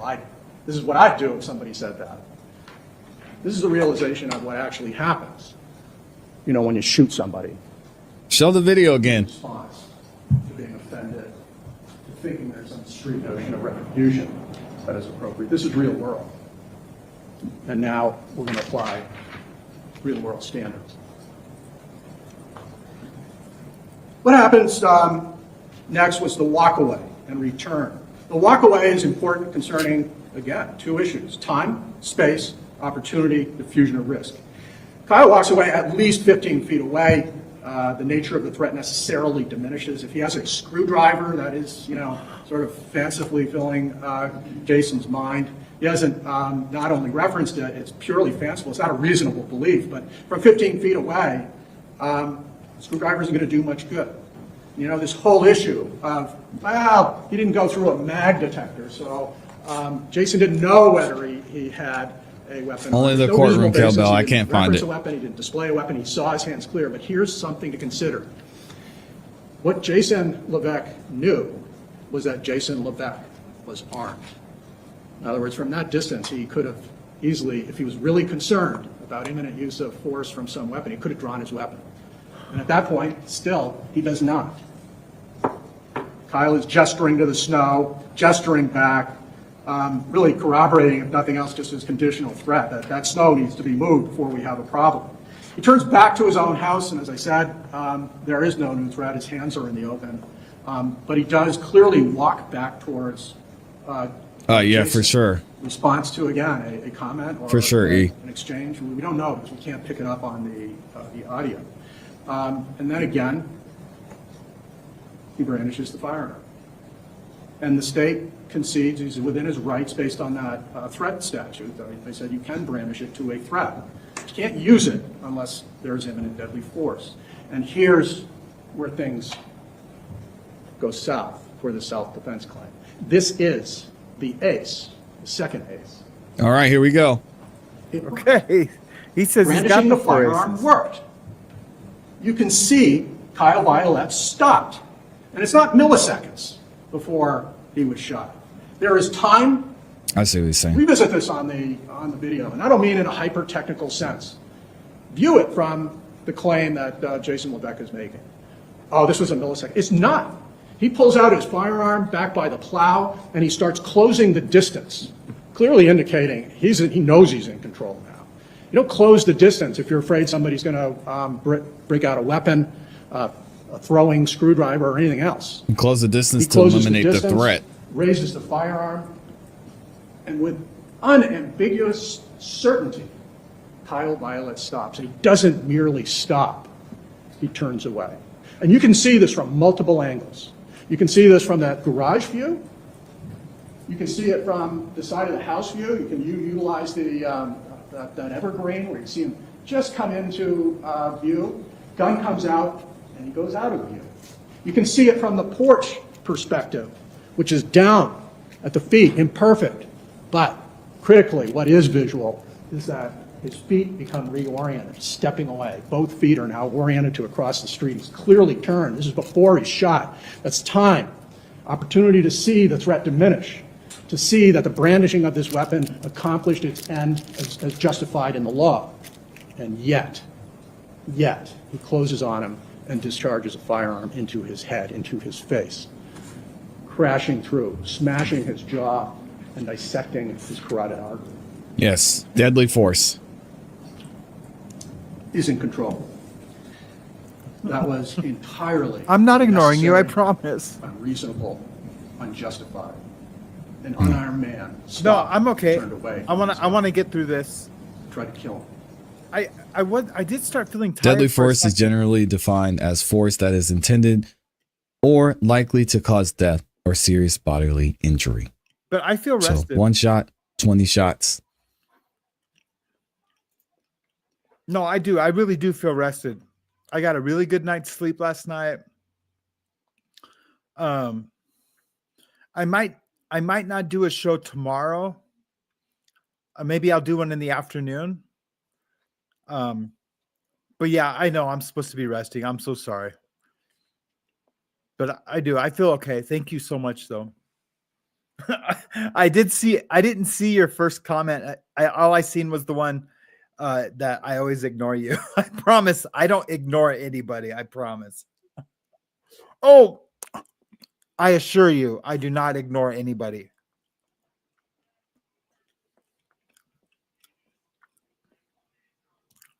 I 100% assure you. Okay. I love you though.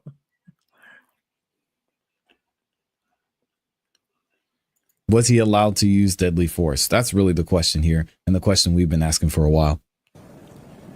The next 5 rounds, he shoots him in the back. The time frame is something like, and you can listen to the video from across the street that's just audio. It captures the first gunshot clearly. And do the count. Something like 4 to 5 seconds. Think about that. 1001, 1002, 1003, 1004. Bam, bam, bam, bam. It's unconscionable. He's on the ground, crawling for his life. That's attempted murder. By the grace of God and the intervention of immediate medical assistance. It might be. That's attempted murder. It just might be attempted murder. You know, this is incredible, Clayton. Bye, Jemima. Yesterday. You know, I asked him, do you think he's still a threat to you? Yeah, he was crawling towards my parents' door. Literally said that. That's incredible. It's like the cyborg scene out of The Terminator where the thing is crushed and still crawling on the ground and it's, you know, pursuit of murder. Except this isn't science fiction. The fiction here is from Jason LeVesque that Kyle crawling on the ground with a nearly lethal, certainly would have been lethal without intervention, gunshot wound to the head presented some sort of threat to him, his family, or anybody else. The other thing he's crawling towards is his home. And that's obvious. And once again, we know Yes, he is. there are other horrible. factors to show that Jason had no sense of impending threat or injury to him. He lowers the gun. You can see that in the video. He lowers the gun before he advances some 3, 4, 5 steps closer to the supposed threat before he unloads the additional 5 rounds into his back in lethal fashion. Look, you got to analyze that in terms of reasonable force, reasonable belief, and the imminency of threat. These are the moments. It's not the nose assault. Let's talk about intent to kill. We need to prove that. You can form a purpose within the meaning of the law in a moment's time. You need to have the conscious object of a certain result. There are plenty of practical examples of this, of bad decision making or regret doesn't take away the purposefulness of a decision.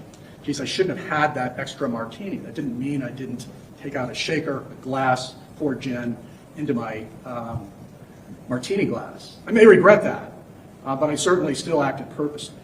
It can happen in a moment's time. A decision to pick up this glass or that glass is still a conscious object and a decision. Here the steps, though, are much more conscious and involved. Each act purposely. To take out the gun from a holster, to raise it and aim it, to advance towards a target to ensure greater accuracy and lethality, to pull the trigger, to watch him fall, to watch him crawl, to advance on him, to aim again, to pull the trigger each time. This is not an automatic weapon that just sprays out 6 bullets. Each time he pulls the trigger is a purposeful, conscious act seeking to create a result. True. That's an ace. Yes, Jason was allowed to have the weapon. Thank you, ASAP. I really appreciate that. Look at the nature of these wounds. A headshot, 5 additional shots that each found potentially lethal marks. He's got shots in both buttocks, clearly indicating he's not a threat, but all those shots were potentially lethal.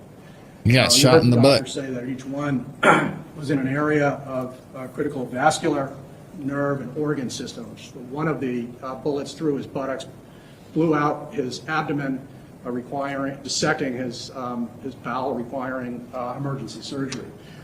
Need I go into the details of these images, which the defense on the one hand dismisses as unnecessary, but at the same time, Jason LeVesque gets up there and he is asked that critical question: why did you shoot him?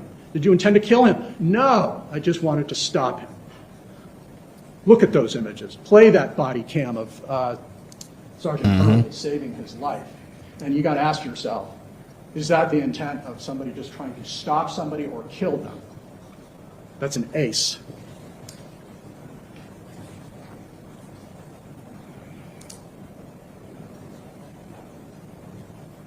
Let me talk about Jason LeVesque's claims that he made to Detective Garson.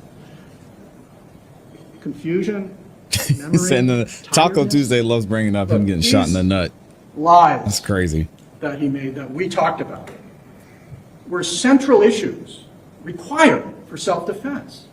He didn't just happen to, stumble upon some misstatements. These are not the misstatements of, confusion, misstatements of fatigue, like his distance was off, fibs to cover for his pride or embarrassment. They are essential features Well, to support a non-existing self-defense claim. he said he If you misremembered. had a bad memory, you were so confused or overwhelmed, you'd say to the officer, you know what, I don't remember that. I don't remember that moment. I'm confused about that moment. But he never said that. Instead, in response to Garson's questions about, well, what happened after you took out the firearm? He gives a vivid, pictorial account, a visceral account. He said, I took out the firearm. Did he stop? No. He continued to advance towards me. In fact, he hastened, his words, hastened his pace towards me. It had been 10 feet away, but then he rushed. And I could see in his eyes his aggression. All of it, complete fabrication and nonsense, but all of it essential for a self-defense claim. So what did you do? I fired. Stay on his feet? Yeah. That's not confusion. Confusion, I don't know what happened. He gives a very precise answer. Why? To justify the next 5 shots. And did he go down? No. He didn't appear to flinch. Maybe he flinched because of the noise. But I don't know if I even hit him. He was this much of a mastermind after being tired and Well, working that long. Yeah, I that's don't know. why I had to unload those next 5 rounds. That's not confusion. That's not. I'm not sure what it was. Yeah, I don't It's know. coming at me, and he gives this vivid, nonsensical. The degree of mendacity is breathtaking. He literally says, "I shoot him 5 times," and he holds his abdomen and turns away and walks back to his home. That's a self-serving lie to fabricate self-defense because he knows what he did was wrong. And it doesn't. He said, watch the Otherwise, video. we'd see kind of this Yeah, he said random watch the video. That might be how he remembered it. confusion of facts that some support, some don't make sense, some aren't corroborated. But it just happens to be that each lie is such a divorced distance from truth and happens to land squarely within a set of facts that would support self-defense if true. But we got some aces. We got videos that demonstrably show he's lying. Let me talk about some other aspects of The clicking of the The pen is defense driving me claims. nuts, dude. that he was he have to- tired does at he the have to street side and open it and therefore close it each was having time he difficulty. We've makes got a to note? adopt this 40 hours of sleep. First of all, that whole notion that he was up for 40 hours is a credibility question for Jason LeVesque. What? He's working for a I know, commercial Bobet, cloud I'm- company that has some liability, and you think they don't give them I breaks tried. over the course of the I day, really that they're did not try. conscious about the amount of shirt's time somebody's on the holiday-ish. road. He was still he's working, operating man. a commercial Come on. cloud where apparently And you guys got to see the shirt I'm wearing underneath. My shirt underneath is a holiday shirt. Look, it's it says I'm very good at doing absolutely nothing. But actually, I'm not very good at doing absolutely nothing. I'm supposed to be doing absolutely nothing right now. Yeah, I know. I look like I'm vacationing. I'm holidaying. I know I lie. I'm a liar. The Bible will tell you I'm a sinner, Wolf. I sin. I am not. I tried.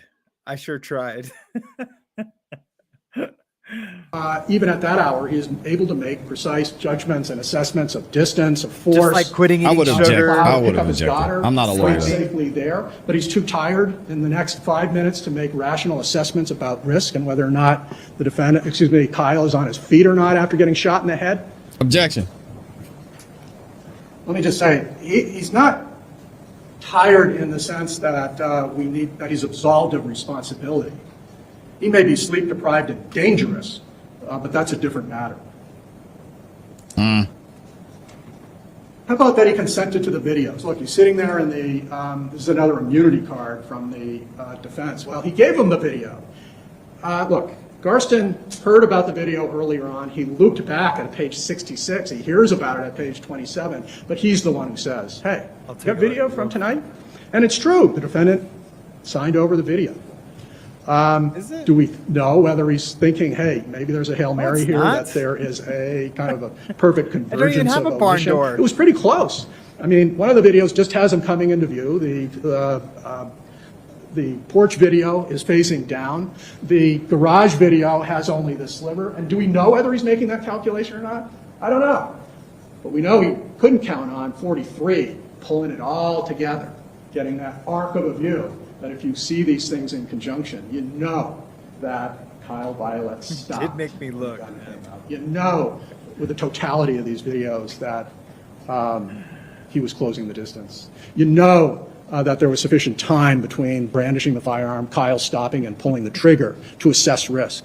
You know he went down after the first shot, and you know he came over to try and execute him with the next 5. So funny.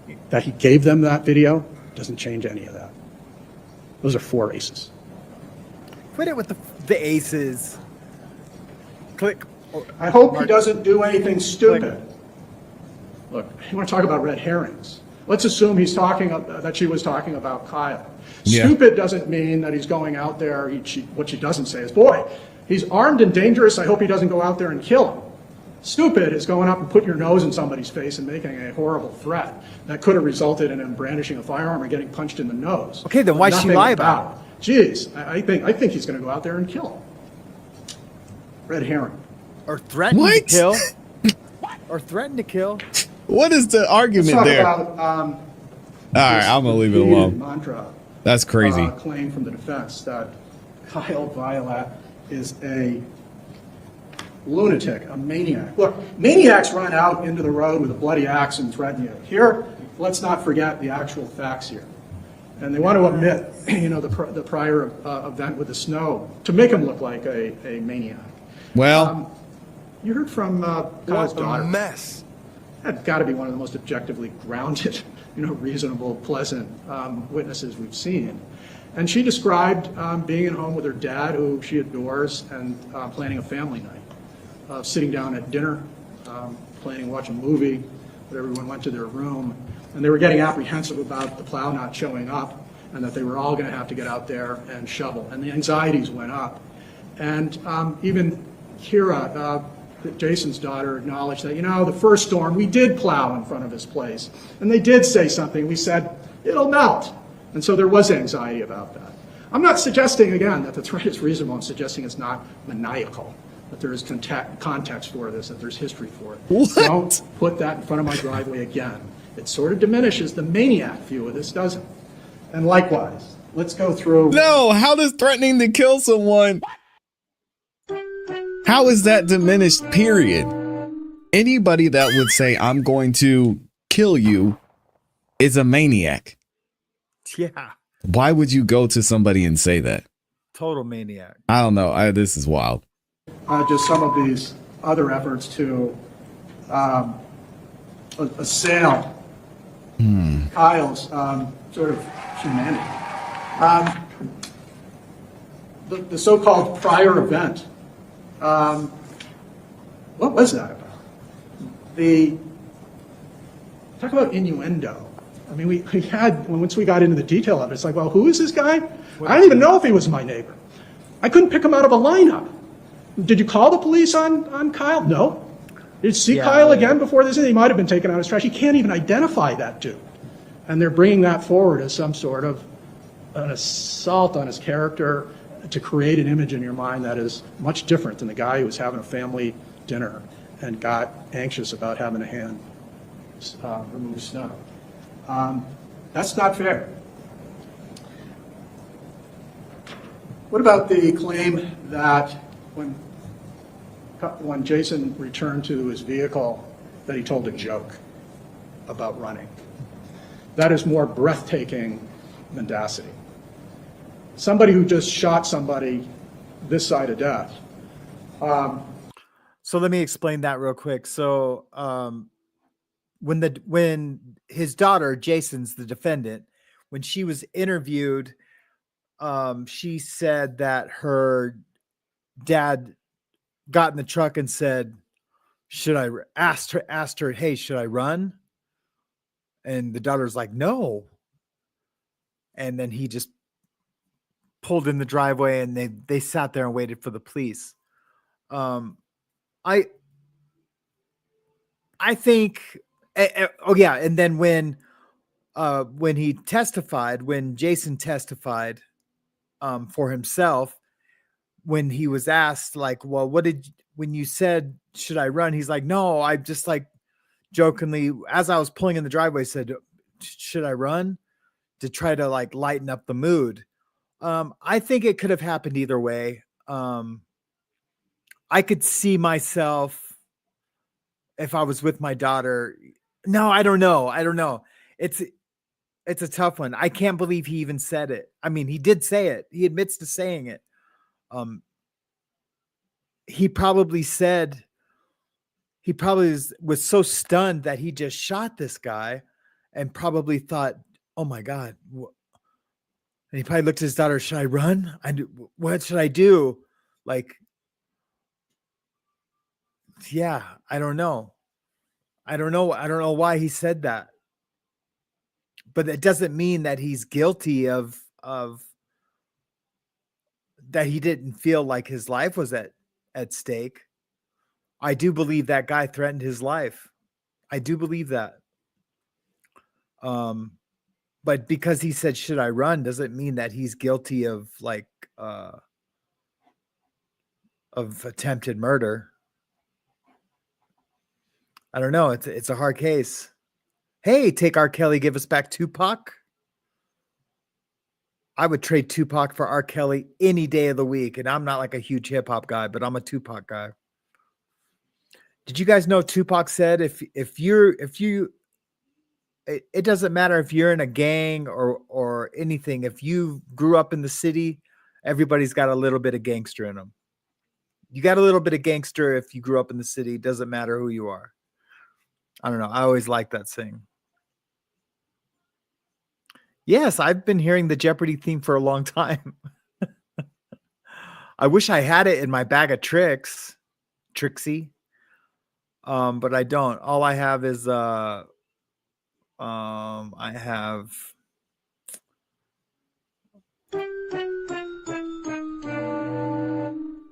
which is almost like the I have those are all fail sounds. Woo-hoo! But yeah, anyway, let's get this finished off. We still got a little bit to go. I might not get to the end. The jury is deliberating right now, and we should have an answer in the morning. I'm almost for sure. So maybe I will come on and just do that live. If the jury comes back, I will come on and do a live, and then we'll have fun with that. So I'll put up a thumbnail as soon as I know that the jury has made a decision. Possibly tell that kind of a joke unless they're a sociopath. What? And you know what? He has to recast it again, very much aware of his self-defense claim. If he got up there and admitted, yeah, I was thinking of running, it's an admission that he knew what he did violated the law. No, it's not. There's only people who Nobody violate sees it like law that. want to avoid legal recourse and Yeah, the big consequences. hook. Run. First thing he says to his That'd be daughter funny. is, should I run? And this isn't just a passing, moment. You heard what Kira had told the police. He asked me, should I run? I said, no, you can't run. And he doesn't stop it there as a ha-ha joke. He says, well, then what should I do? Her response is not, oh, ha-ha-ha, you're joking. It's, this is your path. You've got to figure this out. Should I call 911? I don't know. And no, he doesn't. That's not a joke. That's an admission of a guilty state of mind. You don't know Immediately after that. these events. Come on. Yeah, you don't know I'm in that trouble. because Not because he came at me. if you're guilty or not guilty, it doesn't matter. It doesn't matter. It's not a you don't know what to do. If you felt you were in the right of doing it, you still feel like you did something wrong because you just shot a man. You don't know if he's going to live or die. No matter if you're if judicially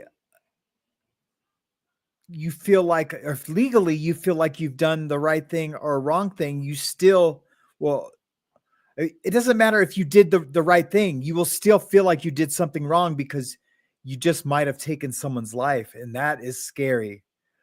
Right or wrong, the guy could be in your house, attacking your family, and you could shoot him to stop him.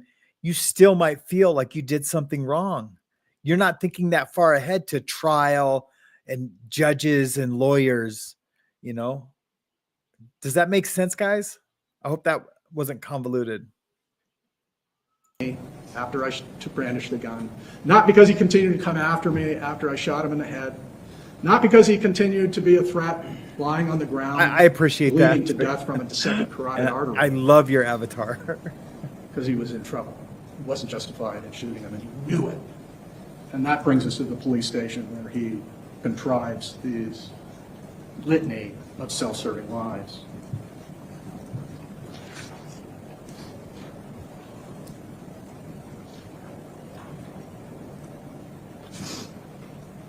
We had heard in opening that, if Kyle wanted to kill him, he could have. He could have gone back and got another magazine. Yep, that's what I mentioned too. He could have reloaded. That would have been excessive to me. Depict Kyle's intent. Excuse me, Jason LeVesque's intent. He doesn't even know who was defending. Was as close to dead as you can get without a funeral. This is the intent to kill. There was no. We're all close to death, my friend. Part of We sure are. the defendant to temper his use of violence. You got to weigh the reasonableness, the degree of that violence in light of the actual evidence. Take a look at it. I want to talk briefly then about this notion of Kyle's actions that create then a reasonable belief. He's on the ground in one instance and stopped in the next. And now you've been invited to view Jason's perception of that and to simply accept that whole cloth. That's not the standard. Jason needed to have believed he was in imminent threat of receiving deadly force. We know he wasn't because he was in control of the firearm. We know he wasn't because Kyle stopped. We know he wasn't because Kyle was crawling for his life when he received the next 5 rounds. But so that's the first prong. Even if you get there, you do get to evaluate this objectively to determine whether it's reasonable. And to dismiss it simply because he was tired is not the law. If he was tired, he should have used extra caution and care with a firearm and the actual use of deadly force. Being fatigued is not an immunity card. It doesn't dispense with objective notions of reasonableness. We literally heard from Jason LeVesque up on the stand that, you know what, I don't even know what self-defense is. True statement. You lawyers getting tricky on me with this defense notion, self-defense. I didn't know what it was, therefore I couldn't have been contriving it. Here's a guy who explained that he carries a weapon because of a prior incident with some machete. Of course he knows what self-defense is. He literally explained that's why he carried. And yet we're supposed to believe he's too confused, too ill-informed, too tired to reasonably weigh out self-defense. That's not really what he said, but he knew self-defense and that's why he lied. he's saying self-defense He law. knew self-defense, that's why he carried and was supposed to carry responsibly.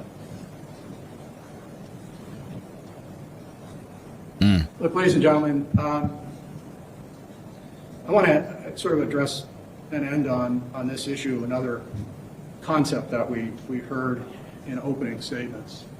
At one point, Attorney Sisti said, basically, this is the theory of the case. Kyle Violet got what he deserved.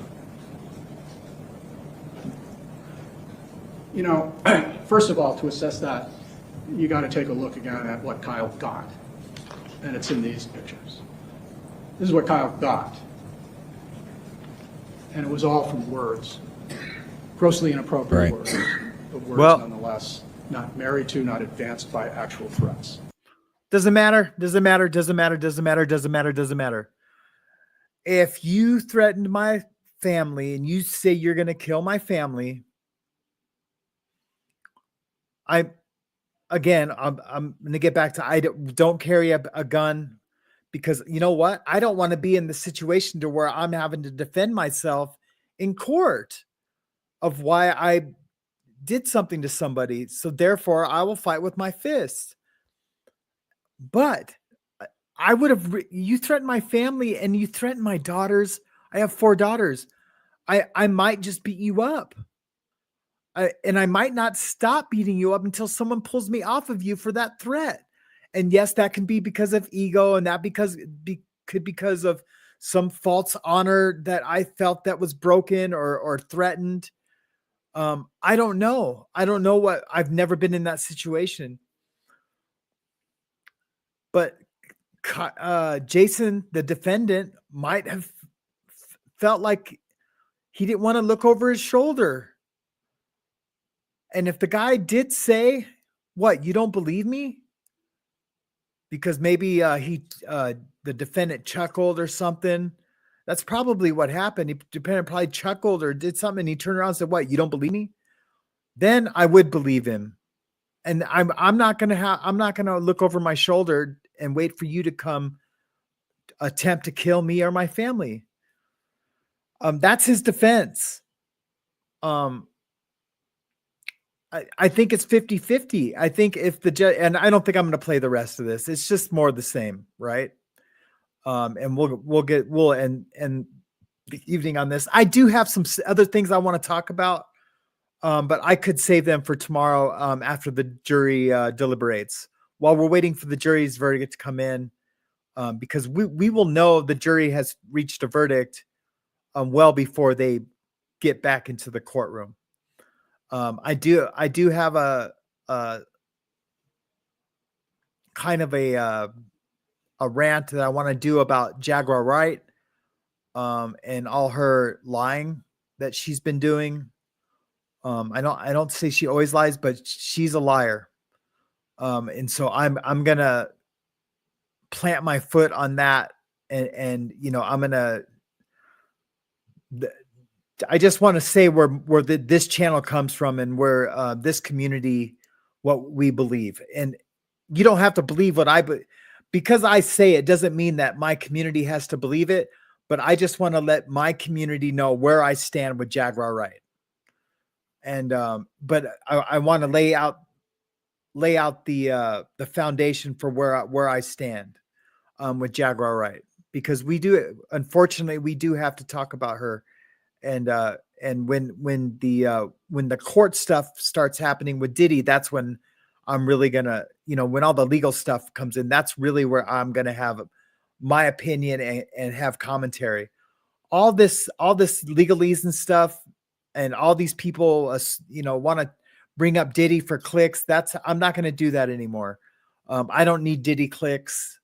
But when the legal stuff is, because I am a legal guy, a legal news person, that's when we'll start talking about Diddy more. But anyway, with Jaguar, I just want to give my final word on Jaguar, where I stand on it. And then if she comes up in the news again, or she just won an award from our government. It's the something of truth, the Speaker of Truth Award, or something crazy like that. But if you get the Speaker of Truth Award, that means you must always speak the truth, not just sometimes speak the truth, or speak the truth on one thing or something else. Yeah. Take R. Kelly and give us back. I do have some stuff to say. No, I definitely won't jump on the bandwagon for clicks. But I do,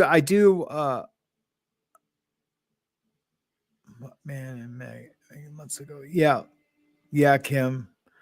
I used to be a bigger fan of hers, but she just tells too much. You can't trust her. You can't trust what she says. I mean, I guess I could read because I have like a statement. I had recorded it and I was going to play it with some video of her. But I've done 2 documentaries. I did one and I use her a lot in my documentaries. To talk about TD Jakes, and I use her in my Jay-Z documentary. But the Jay-Z one, I'm going to have to change. There's going to have to be a part 2 of the Jay-Z documentary. But did you hear Jay-Z didn't pay off? Did you hear that to get them to drop it? Jay-Z offered to pay off Jane Doe. But then he reneged on the payment. Did you guys all hear about that? Yeah, he's super hard to listen to. We're not going to listen to him anymore. The defense lawyer, I like that guy for some reason. And, but I'll admit that I didn't like him at first. The first video I did with these 2 lawyers, I didn't like the defense attorney at first, but I changed my mind by the end of the video. But yeah, Caddy Connie, Jay-Z, to get them to throw out they just didn't throw it out for no reason, because the Jane Doe did an interview where she said something different than what the lawsuit says. No. Jay-Z offered to pay her to go away, and then reneged on the payment and laughed about it. Was supposed to pay off her lawyer and then laughed about it. Busby, right? Is it Busby? Yeah. So I might have to do a story on that. But because that's not cool. That's not cool. Yeah, I'm going to have to put something together on that and talk about that more. So, yeah, Kim says she heard that. Yeah. Not cool.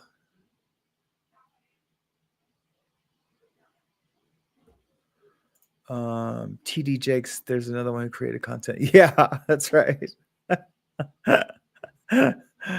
But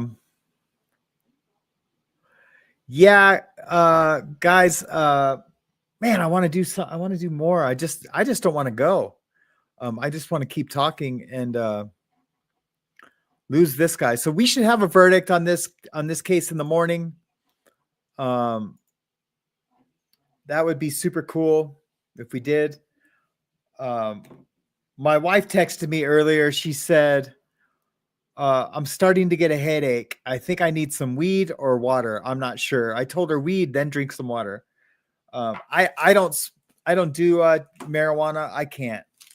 It makes me too weird and paranoid and all the things. Yeah, which is crazy, right? Because back when I used to use drugs, I could do a mountain of cocaine, never get paranoid, and just want to, drink more and have fun.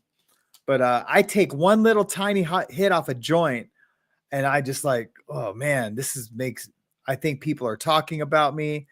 I think my fingers look weird. I think my face looks weird. I just get really weird on weed. So I don't do marijuana at all. I don't do gummies. I don't do any of that stuff. Plus, I just, my old co-host used to talk about, what does he call it? Preventative using. If I do this drug, I won't do my drug of choice. There is a whole theory and world out there that can believe that to be true. But here's the deal, guys. I'm gonna tell you the truth, right? About recovery, and because I think I'm allowed to. I was a chronic relapser, but if I do a drug, if I'm having a bad day and I have to go do a drug, or if I have anxiety and I have to do a drug that's not prescribed to me, like weed or alcohol or whatever it is, so I feel better, then I need to figure out what's going on with me and why I don't feel better without having to use a drug. I can't feed my compulsion to feel better because I had a bad day at work, or because Walmart stressed me out, or my wife, me and my wife are arguing, so I need to get high or feel better with something other than either God or the higher power or the universe. I will lean in on those things. I will lean in on spirituality, on my higher power, on God, on Jesus, on reading the Bible. Or when I was a Buddhist, I would read the Four Noble Truths or meditate on my suffering. Right. I'm not gonna smoke a joint or eat an edible or all the other things that people lie to themselves and say that they are sober. Now, yeah, harm reduction, that's what it is. Now, harm reduction is a thing and it works, but you're not in recovery. You're not in recovery. But harm reduction does work. Absolutely. Absolutely. But you're not in recovery if you're using drugs that aren't part of what's proven to be used for harm reduction. So I don't know. That's my truth. And Lynn's leaving. No, don't leave, Lynn. Don't leave. I'm almost done. I promise.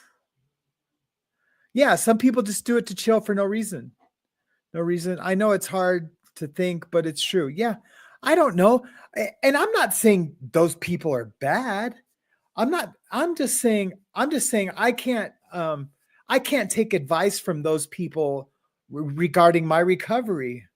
Because look, if I use another opiate or something so I don't do meth, or if I do Adderall or something so I don't do heroin or whatever, I'm not sober. I'm not clean and sober. That's all. But there's many paths to recovery. It doesn't have to be one path by any means. By any means. I am not the authority. Trust me. I am not the authority on this subject at all. At all. All I know is that I'm an addict and I can't use. I can't use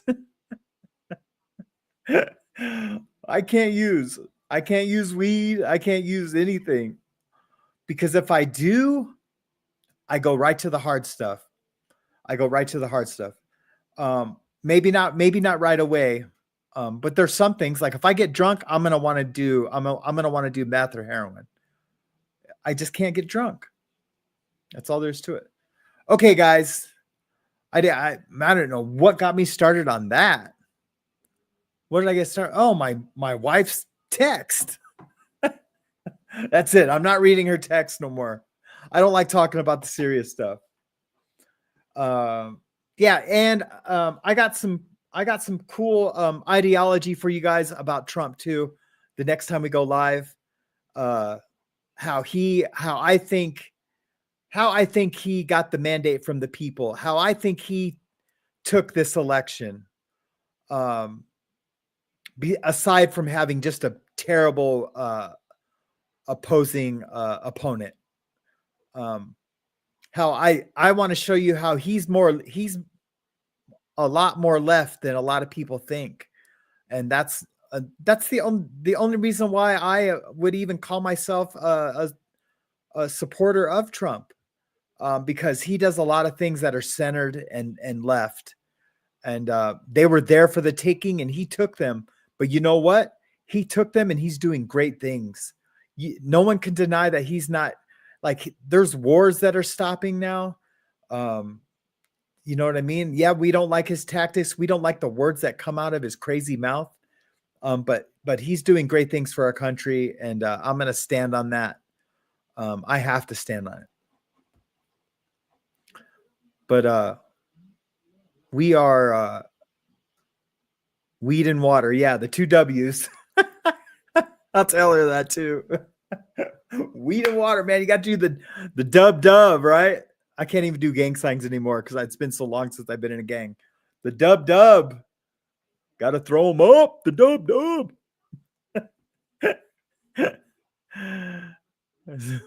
We had a family issue and I had to drop off. Yeah, I'm leaving. I promise.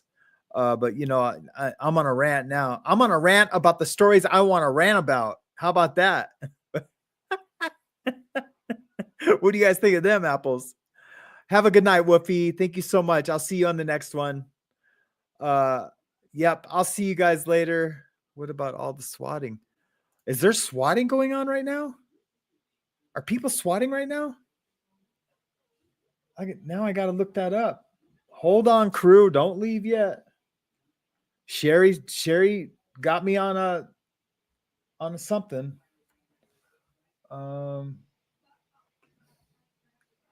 Yeah, because we need to see some swatting if there's some swatting going on.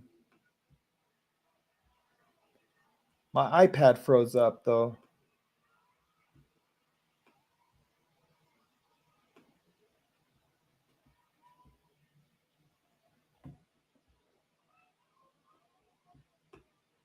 Where is the search? There we go.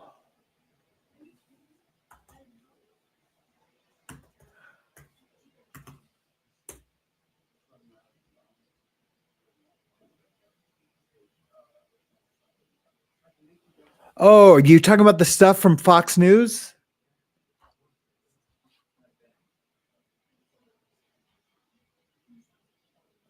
Oh, did Joe Pags get? Joe Pags is a conservative talk show host that I really, really like. I haven't listened to him in a while though. Conservative talk show radio that recounts terrifying swatting incident. Being threatened. The FBI is now investigating a dangerous rise in swatting incidents. Wow, we'll have to look into that. What exactly is swatting? Well, I'll look into that. Yeah, there's been a few of them, Sherry. Thank you so much. Yes, someone has gotten killed by swatting about 6 years ago. The guy opened his door. The guy opened his door. That's all he did. Opened his door, and they thought he had a gun, and it was his phone, and they shot him right in his doorway. And the SWAT had his house surrounded. He wasn't a bad guy. He didn't think anything was going on, but they had his house surrounded, and so he just walked out the door, and with his cell phone, and he got shot and killed. I'll have to find that story, but it was from swatting. So yeah, it's not a people could get killed. People have gotten killed from swatting. Yeah, we are better off not talking politics and staying friends. That's right. You're right, Kim. I know. I wanted to showcase all the things that he stole from the Democrats, but they let him do it. And that's kind of on them. You know what I mean? It's gnarly. It's gnarly. I was a huge Clinton supporter when Clinton was president. And I'm not going to lie. I wanted Obama to become president because I wanted to see a black man in the White House. I thought it was an amazing thing. And he was a great speaker too. There was that, but I wanted to be alive when I seen this country elect an African-American. I just think that our country needed that. But I did it strengthen our race relations with each other? No, it didn't. And it should have. It should have. Just that alone should have let people know, like, look, man, we will put a black man in office. Like, who was smart. I didn't agree with all the Obama phones and all the other things, but no, I know that. I know I can do what I want. I know that. I know you were just saying that for fun. I totally know that, Kim. Yep. I get you. I get you. If this would have been your first show and you would have said something like that, then I would have probably said, well, no, that's not, but I I'm explaining for fun too, for real. But yeah, we need to take a look at that swatting. Absolutely, we need to take a look at that swatting. And yes, I will. I do want to highlight all the things that Trump has done that should be in the hands of the Democrats, but he took them. He definitely took them away. I can too. Okay, guys, I'm gonna shut it down. I love you guys. Thanks for hanging out. I know I'm a wild man. But I'm clean and sober, and there is there are no hidden scams here. I promise you. Oh, except for that, I assure you, there are no hidden scams here. That's all. That's part of my new theme song. If you guys haven't caught it, it's really cool. I assure you, it is the coolest song you ever want to hear. Comment my own eyes and ears. I thought the same thing about Obama too. Boy, we were wrong. Yep, we were. We sure were wrong. And we could talk all night about all the wrong things too. Isn't that crazy? Yeah, thank you guys for a fun night. And it's only Thursday. We still got Friday night. But I know a lot of you guys probably go out on Friday night. But I will be here tomorrow at some point. I don't know. But I definitely want to do the live reading of the verdict for the Jason LeVesque trial. I do believe the jury will be back tomorrow, and it'll be awesome. I'm going to play a different outro. I want to play my entire theme song if I still have it. I hope I have the entire thing still. I have the short one. Oh, I do have it still. Okay, here's the entire theme song. Listen to the words if you guys can, if it's loud enough. All right, I love you guys. Have a wonderful, wonderful night. Hold on. No, I'm not on the run, John. I promise. I mean, I assure you, I am not on the run. My package. Oh, awesome. Thank you. I have someone house sitting for me, Caddy Connie, and I will make sure that they get it. Thank you so much. I can't wait to wear it on the next time I do a live from the house. All right, guys, have an awesome evening. And This will always be who I am.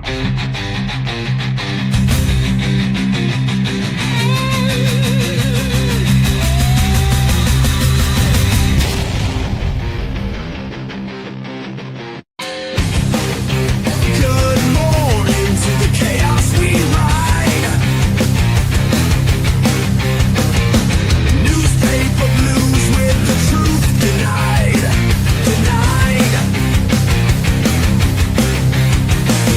Wake up, Sam, he's reborn again. One step forward from where he's been. Turn up the noise, flip the script today.